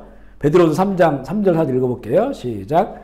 먼저 이것을 알지니 말세에는 조롱한 자들이 와서 행하며 조롱하여 이르되 주께서 강림하신 자는 약속이 어디 있느냐? 조상들이 잔후부터 만물이 처음 창조될 때와 같이 그냥 있다. 자, 이 이야기를 잘 보면 말세가 주님 오실 때가 되면 사람들이 이제는 예수님 다시 오신다라고 하는 말을 하면 조롱을 하는 거예요. 이게 창조론은 조롱이에요.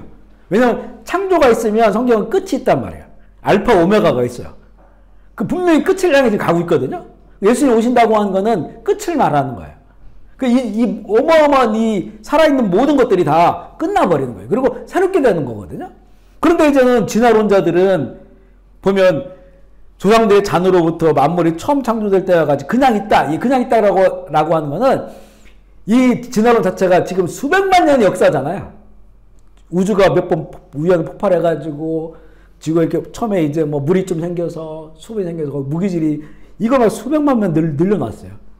이게 수백만 역사를 가지고 있어요. 인간의 존재도 40몇만 년 이렇게 역사를 해가지고 쫙 늘려놔버렸어요.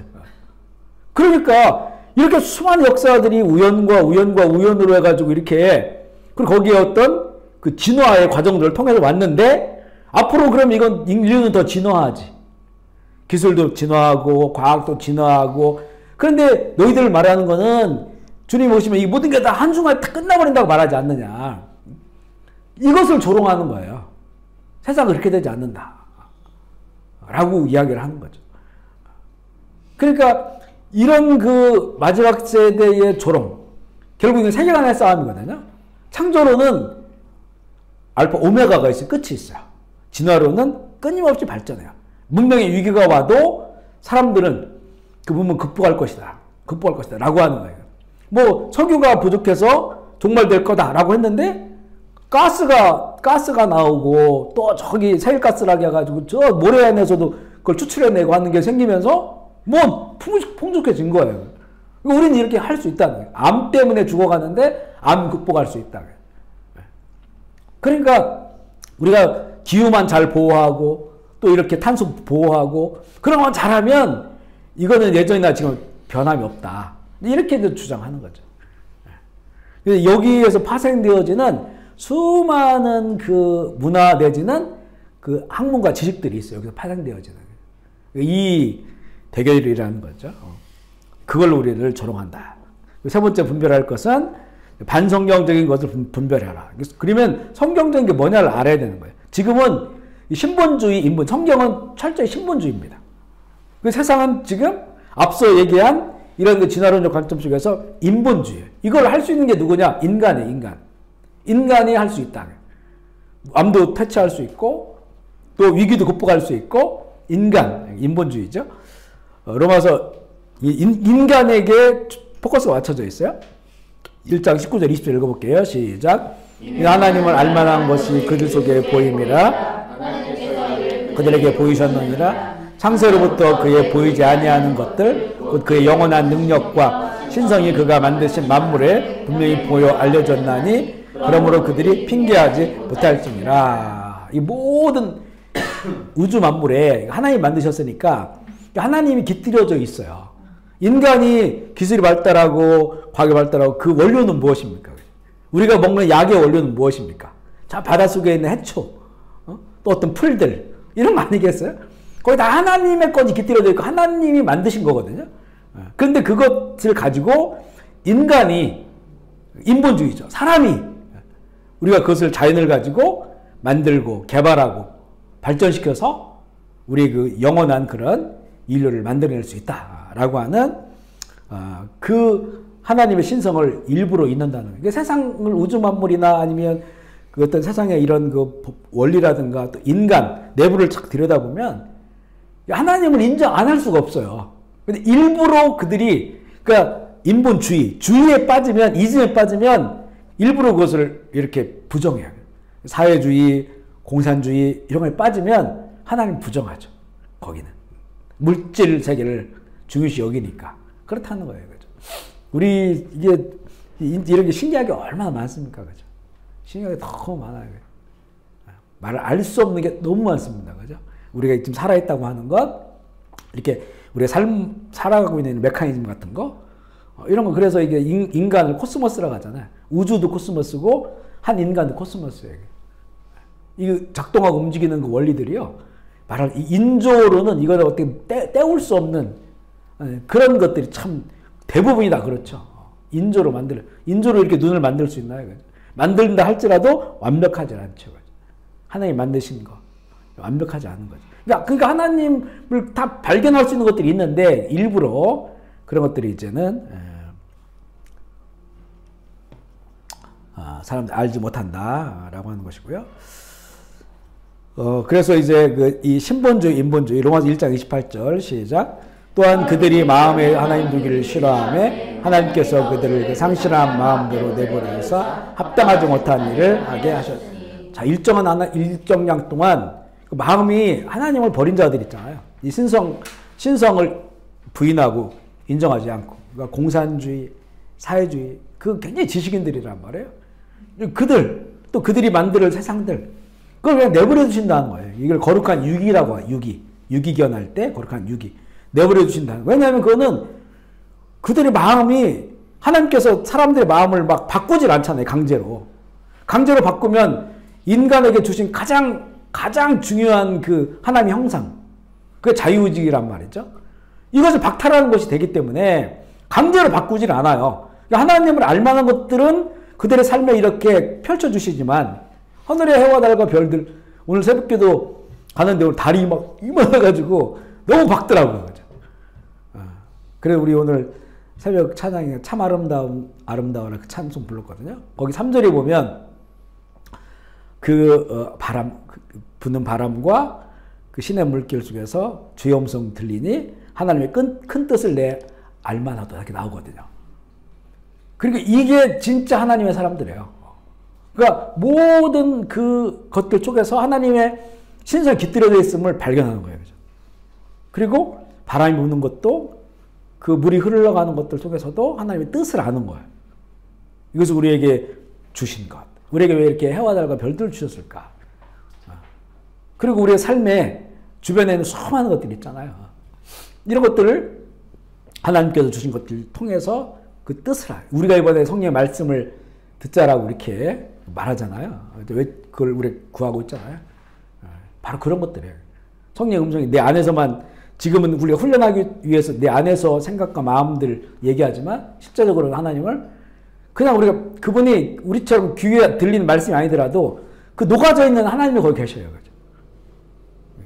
그 작품을 보면 그 작품을 만드는 사람을 알게 되잖아요. 그분이 추구하는 걸 알잖아요. 이 작가는, 이 화가는 이러이러한 생각들을 가지고 이걸 만들었다. 이렇게 나오잖아요. 근데 아무 생각 없이 지나가 보면 그냥 아무도 몰라요. 왜 큰 캔버스에다가 점 하나 찍었을까? 우리 같은 경우는 무지해서 몰라요.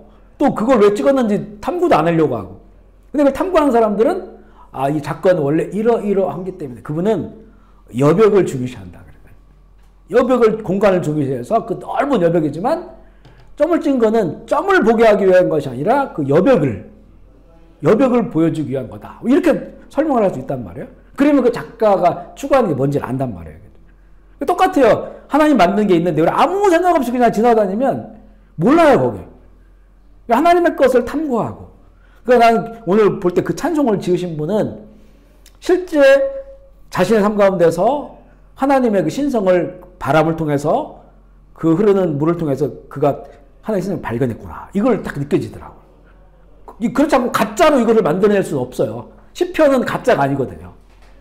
그 새들을 보면서 하늘의 별들을 보면서 하나님을 그걸 발견하거든요. 왜냐하면 하나님으로 만들었으니까. 이게 이제 영적 감각이에요, 사실은. 그리고 그건 아무거나 볼 수 있는 게 아니고 그것을 우리가 하나님을 사랑하고 그분을 추구할 때 얼마든지 우리는 그것을 발견할 수 있다. 발견할 수 있다는 거죠. 그런데 세상은 일부러 다른 영에 빠지고 다른 것에 빠지고 일부러 그것을 발견하잖아요. 사실 마르크스라든가 이런 사람들이 다 레닌, 그 러시아도 원래 러시아 정교회잖아요. 기독교 국가예요. 마르크스도 그리스도인이고 헤겔도 마찬가지고. 근데 그 사람들이 다 하나님 부인해. 그리고 그 공산주의 이론들을 만들어내버린. 일부러 물론 이 원인이 있었죠. 너무 교회가 타락하고 그런 것들이 결국에는 사람들 일부러 그렇게 만들게 해버리는 것들이 됐는데 그것이 정말 역사를 반하나님, 반성경적으로 만들어버린 거예요. 인본주의는 반성경적이다. 성경 안에서 하나님 중심의 그 세계관을 가질 때 그것을 우리가 분별해 낼 수가 있어요. 그리고 이제는 이념과 사상도 분별을 해야 돼요. 이것도 이제 이념 사상 모든 게 다 나쁜 게 아니고 하나님을 추구하는 이념들이 있어요. 창조론도 이론이잖아요. 이런 거죠. 하나님을 추구하는 사상들이 있어요. 고린도후서 10장 4절 5절 시작. 우리의 싸우는 무기는 육신에 속한 것이 아니요 무너뜨리는 하나님의 능력이라. 모든 이론을 무너뜨리며 하나님 아는 것을 대적하여 높아진 것들을 다 무너뜨리고 모든 생각을 사로잡아 그리스도에게 복종하게 하니. 아멘이십니까? 어떤 견고한 진도 무너뜨린다. 우리가 싸우는 무기는 육신에 속한 게 아니라 이런 이론, 이렇게 사상, 그리고 학문, 지식 이런 것들이 하나님을 추구하는 것이 아닌 다른 것들. 이건 견고한 진이거든요. 거의 신앙처럼 돼버려요. 북한을 보세요. 그죠? 주체사상. 신앙처럼 돼버렸잖아요. 그래, 김일성 할 때 아버지라고 하면서 뭐 감격하고, 눈물 흘리고 막 이렇잖아요. 그죠? 종교가 돼버렸어요. 이렇게 진이 거세요. 그것을 그 아성이 어마어마하게 쌓였잖아요. 그죠? 그리고 거기서 진짜 진리를 믿는 사람들은 숨어서 그렇게 있어야 되는. 물론 지금 안에 그 지하교가 굉장히 확산되고 퍼져나가고 있다고 하는 그런 얘기가 들리고 있는데, 하여튼 그 모든 이론을 무너뜨리고, 하나님 아는 것을 대적하여 높아진 것들, 무너뜨리고 생각을 사로잡아 그리스도께 복종한다. 생각들, 사상화된 것들, 그리스도께 복종한다. 우리나라는 지금 상당히 좀 심각한 게 뭐냐면, 약간 뭐라 할까요? 그러니까 이게 사회주의적인, 공산주의적인 이런 사상에 물든 사람들이 우리 지금 그 나라의 그 중심 무대에 있어요. 중심 무대. 저희 너무 그걸 잘 알죠.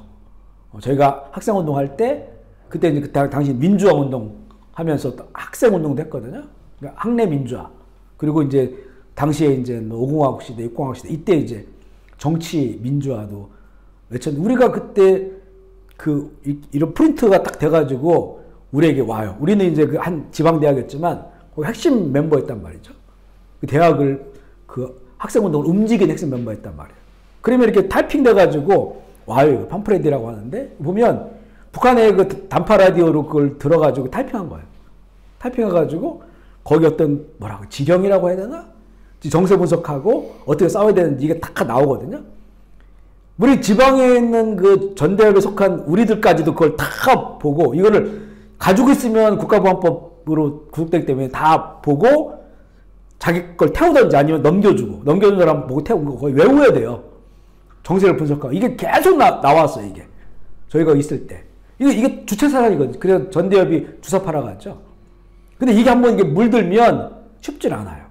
목사가 되고, 아니면 무슨 그때 이제 운동했던 사람 시민단체에 많이 지금 들어가 있고, 그리고 문화나 또 이쪽 또 학교는 전교조로 해가지고 다 들어가 있단 말이에요. 근데 이게 이제는 그때 순수하게 민주화운동하는 사람들이 있었어요.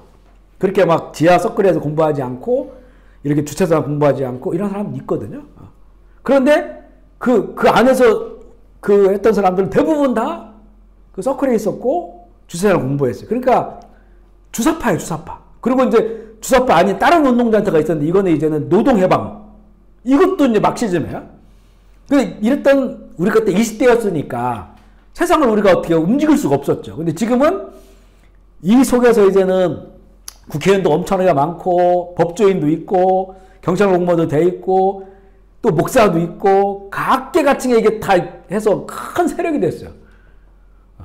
이 사상 이념을 쭉 확인 들어가면 그 안에 여기는 이건 막시즘, 주체사상 이렇게 연결되어 있어요.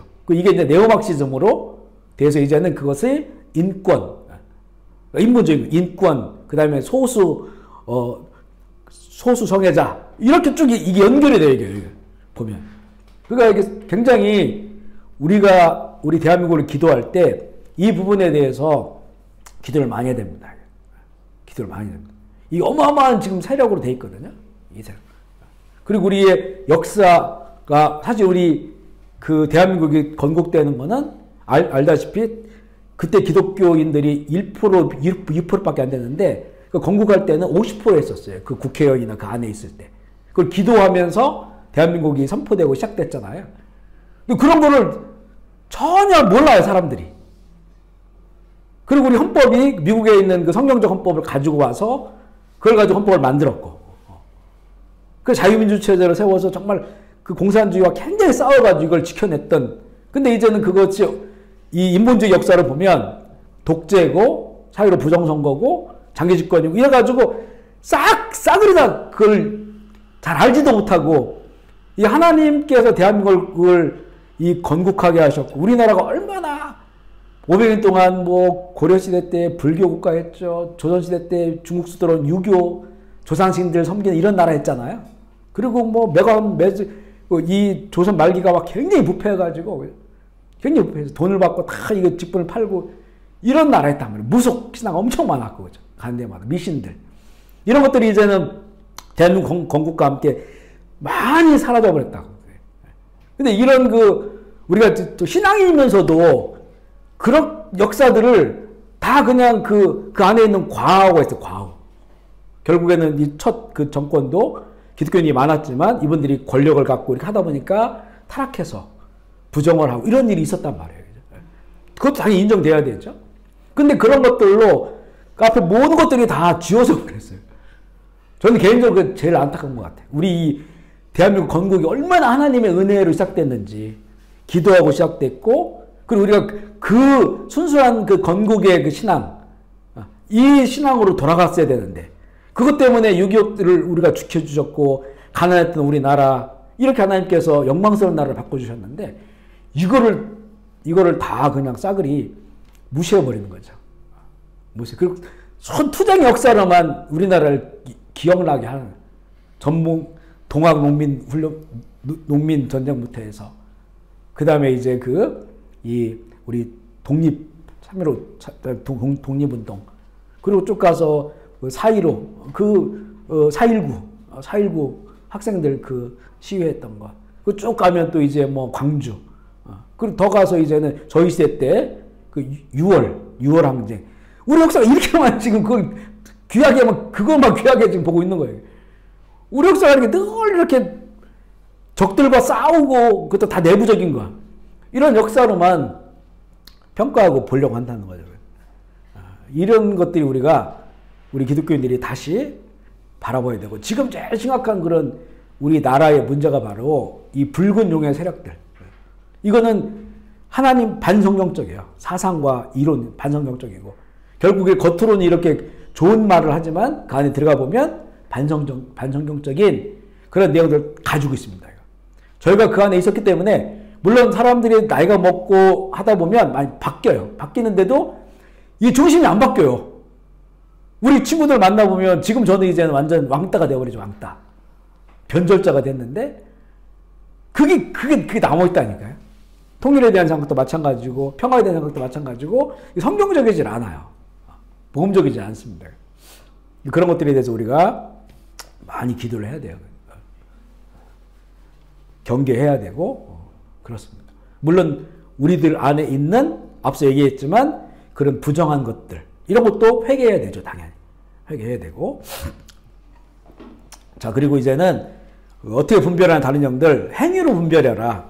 야고보서나 뭐 다른 것도 많이 있는데 야고보 2장 17절 18절 읽어볼게요. 시작. 이와 같이 행함이 없는 믿음은 그 자체가 말하기를 믿음이 있고 나는 행함이 있으니 행함이 없는 내 믿음을 내게 보이라.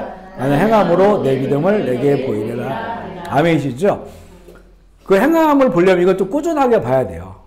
한두 번으로 이렇게 되는 거는 얼마든지 이미테이션 가능하기 때문에 한두 번은 아니고 꾸준히 누군가 뭔가를 막 예수님을 얘기하고 뭐 가르치고 이렇게 했을 때 그 사람의 행위를 꾸준하게 봐야 됩니다. 그 행위 가운데 정말 이 성령 열매가 있는지 예수 그리스도처럼 그 닮은 삶을 살아가는지 이걸 통해서 우리가 또한 이게 진짜인지 가짜인지 혼합된 건지 분별할 수 있고요. 마태복음 23장 1절로 7절 읽어볼게요. 시작. 이에 예수께서 무리와 제자들에게 말씀하여 이르시되 서기관들과 바리새인들이 모세의 자리에 앉아 있으니 그러므로 무엇이든지 그들이 말하는 바는 행하고 시키되 그들이 말만 하고 행하지 아니하며 또 무거운 짐을 묶어 사람의 어깨에 지우되 자기는 이것을 한 손가락으로 움직이려 그들의 모든 행위를 사람에게 보이고자 하니 곧 그 경문띠를 넓게 하며 넓게 하고 잔치의 윗자리와 회당의 높은 자리와 시장에서 문안받는 것과 사람에게 랍비라 칭함을 받는 것을 좋아하느니라. 서기관들, 바리새파들 성경을 다 딸딸딸 외운다고 했죠. 서기관들은 원래 성경을 필사하는 사람들이었어요. 지금처럼 인쇄기가 없으니까 필사를 계속 하다 보면 얼마나 많이 알겠어요. 성경에 대해서. 그러니까 되게 똑똑하고 율법을 잘 알고 잘 가르치는 이런 사람들이었어요. 근데 예수님께서 말씀하신 그들의 말은 들어라. 성경을 가르치니까. 행위는 따라서 하지 마라. 말만 하는 사람들이다. 그리고 자꾸 높은 자리에 앉으려고 하고 박수 받으려고 하고 자기 이름 내려고 하고 내가 더 거룩하다라고 자랑하려고 하고 그렇다는 거다. 그거를 그래서 이제 그 행위를 보면 그들이 말하는 것이 진짜인지 가짜인지를 알 수 있다. 예수님께서 말씀을 해 주십니다. 이 전체 하나님의 영과 다른 영에 대해서 결론적으로 우리가 이제 6번 로마서 좀 길지만 영에 대해 영과 육체를 이렇게 나눠서 말씀을 해주시는데 이 내용을 좀 읽으면서 마무리를 하려고 하는데요. 같이 한번 읽어볼게요. 로마서 1장 8장 1절로 15절 시작. 그러므로 이제 그리스도 예수 안에 있는 자에게는 결코 정죄함이 없나니 이는 그리스도 예수 안에 있는 생명의 성령의 법이 죄와 사망의 법에서 너를 해방하였음이니라. 율법이 육신으로 말미암아 연약하여 할 수 없는 그것을 하나님은 하시나니 그 죄로 말미암아 자기 아들을 죄 있는 육신의 모양으로 보내어 육신의 죄를 정하사 육신을 따르지 않고 영을 따라 행하는 우리에게 율법의 요구가 이루어지게 하려 하십니다. 육신을 따르는 자는 육신의 일을 영을 따르는 자는 영의 일을 생각하나니 육신의 생각은 사망이요 영의 생각은 생명과 평안이니라. 육신은 생각은 하나님과 원수되나니 하나님의 법에 굴복하지 아니할 뿐 아니라 할 수도 없습니다. 육신에 있는 자들은 하나님을 기쁘게 할 수 없느니라. 만일 너희 속에 하나님의 영이 거하시면 내가 육신에 있지 아니하고 영에 있나니 누구든지 그리스도의 영이 없으면 그리스도의 사람이 아니라. 또 그리스도께서 너희 안에 계시면 몸은 죄로 말미암아 죽은 것이나 영은 의로 말미암아 살아있는 것이니라. 예수를 죽은 자 가운데서 살리신 이의 영이 너희 안에 거하시면 그리스도 예수를 죽은 자 가운데 살리신 이가 너희 안에 거하시는 그의 영으로 말미암아 너희 죽을 몸도 살리시리라. 그러므로 형제들아 우리가 빚진 자로 돼 육신에게 져서 육신대로 살지 아니하니라. 육신대로 살면 반드시 죽을 것이로되 몸의 행실을 죽이면 살리니 우리 하나님의 영으로 인도함을 받은 사람은 하나님의 아들이라. 너희는 다시 무서워하는 종의 영을 받지 아니하고 양자 영을 받았으므로 우리가 아빠 아버지라고 부르짖으리라. 아멘이시죠? 하나님의 영에 대해서 이렇게 말씀하세요. 하나님의 영이 우리 안에 거하시고 영을 따라 살아가는 것이 정말 얼마나 큰 은혜의 삶인지. 그렇다면 육신의 것들, 여기 생각 자꾸 나오죠. 그러니까 우리가 영의 일을 생각해라. 우리 마음이 하나님의 영, 성령님을 추구하고 또 성령님이 나를 견인하고 인도해 주신 것을 갈망하고 사모하고 이렇게 살아가야 되는데 이걸 지금 누구에게 주는 편지냐면 로마의 교인들에게 주는 겁니다. 안 믿는 사람들이 아니에요. 너희가 지금 예수 믿는다고 하지만 육을 따라 살면 너는 그리스도 영이 없으면 그건 그리스도를 믿는 사람들이 아니야. 이렇게 말하는 거예요. 그렇기 때문에 우리가 영들을 잘 분별하여서 이제는 다른 영, 그리스도 영이 아닌 것들, 저 그리스도 영은 분별해서 우리가 십자가에 못 박고 대적하고 하나님의 영도 사모해서 영적 사람이 된다고 하는 건 전혀 이상한 게 아닙니다. 전혀 아주 영적 사람이 된다고 하는 것은 바르게 사는 것이고 그리고 성실하게 살 수 있는 것이고 그리고 여기에 보면 영으로 사는 것이 그 생명과 평안을 주는 거라고 했잖아요. 정말 생명의 풍성함을 누리고 평안을 누리면서 살아가게 하는 그런 은혜 우리 가운데 주시는 거죠. 아멘이시죠? 우리가 이렇게 이제 2025년을 시작하면서 특별히 우리 성령과 신부를 외치면서 이렇게 가고 있어요. 특별히 우리가 적용하는 것들이 성령님의 말씀을 듣자. 결국 성령 따라 살자고 하는 거죠. 영적인 삶을 살고 영적인 삶을 방해하는 것들이 무엇인지를 잘 분별하자는 그런 운동을 우리가 하고 있는 겁니다. 우리 올해를 살아가면서 우리 이제 하루하루가 더 가면 갈수록 더욱더 우리가 이렇게 영적인 것을 생각하고 또 영적인 것들을 누리고 또 성령의 인도를 받아서 살아가는 이런 우리 시간이 되기를 주의 이름으로 축복합니다. 아멘. 말씀을 생각하시면서요, 결단하면서 우리 기도하기 원합니다. 하나님의 영 그리고 다른 영 이렇게 나눴어요. 하나님의 영은 더욱더 우리가 충만하게 역사하시고 다른 영들은 대적하여서 십자가에 못 박고 주의 영을 따라 살아가게 하옵소서. 우리 주의 이름으로 통성을 기도하겠습니다. 두 손을 가슴에 모아주시면 제가 한번 기도할게요. 하나님 아버지, 오늘 우리가 하나님의 영 또 다른 영들에 관해서 말씀을 나누었습니다. 너무 부족하지만 우리와 함께 나눈 말씀이 우리 마음에 기억되어지게 하여 주시고 세상에 임금이 되어버린 다른 신들, 다른 영들, 또 하나님도 오지 않는 수많은 것들을 잘 분별해낼 수 있도록 우리에게 지혜를 주시고, 그리고 하나님의 선하시고 기뻐하시고 온전한 뜻을 따라서 살아갈 수 있도록 주여 도와주옵소서. 하나님의 일을 생각하며 하나님의 영의 것을 생각하며 우리의 혼과 우리의 육신이 하나님의 영을 따라 살아가길 원합니다. 성령 충만하게 해주시고 성령의 말씀을 듣게 해주시고 성령 인도하시며 우리의 삶을 맡기고 끝까지 바른 길 걸어갈 수 있도록 주 인도하여 주시옵소서. 하나님의 영을 방해한 우리 안에 있는 모든 어둠의 권세들, 하나님으로 오지 않는 모든 것들, 또 세상을 쫓아 살아갔던 그 모든 삶을 십자가에 못 박고 회개하며 돌이키길 원하오니 주님의 영으로 우리를 역사하여 주시고 주님이 기뻐하신 뜻으로 살아갈 수 있도록 주 인도하여 주옵소서. 우리만이 아니라 우리의 가정 사랑하는 자들, 우리의 자녀들, 또 우리가 하나님의 영으로 잘 양육하게 주님 도와주시고 함께 성령의 뜻을 따라 주의 의와 주의 나라를 이룰 수 있도록 주님 인도하여 주옵소서. 우리 푸드맨 제일교회가 성령을 하나 되게 하여 주시고 우리 모든 형제 자매들이 성령 충만하게 하시고 함께 그리스도의 영을 통해서 그리스도의 나라를 이뤄가게 하여 주옵소서.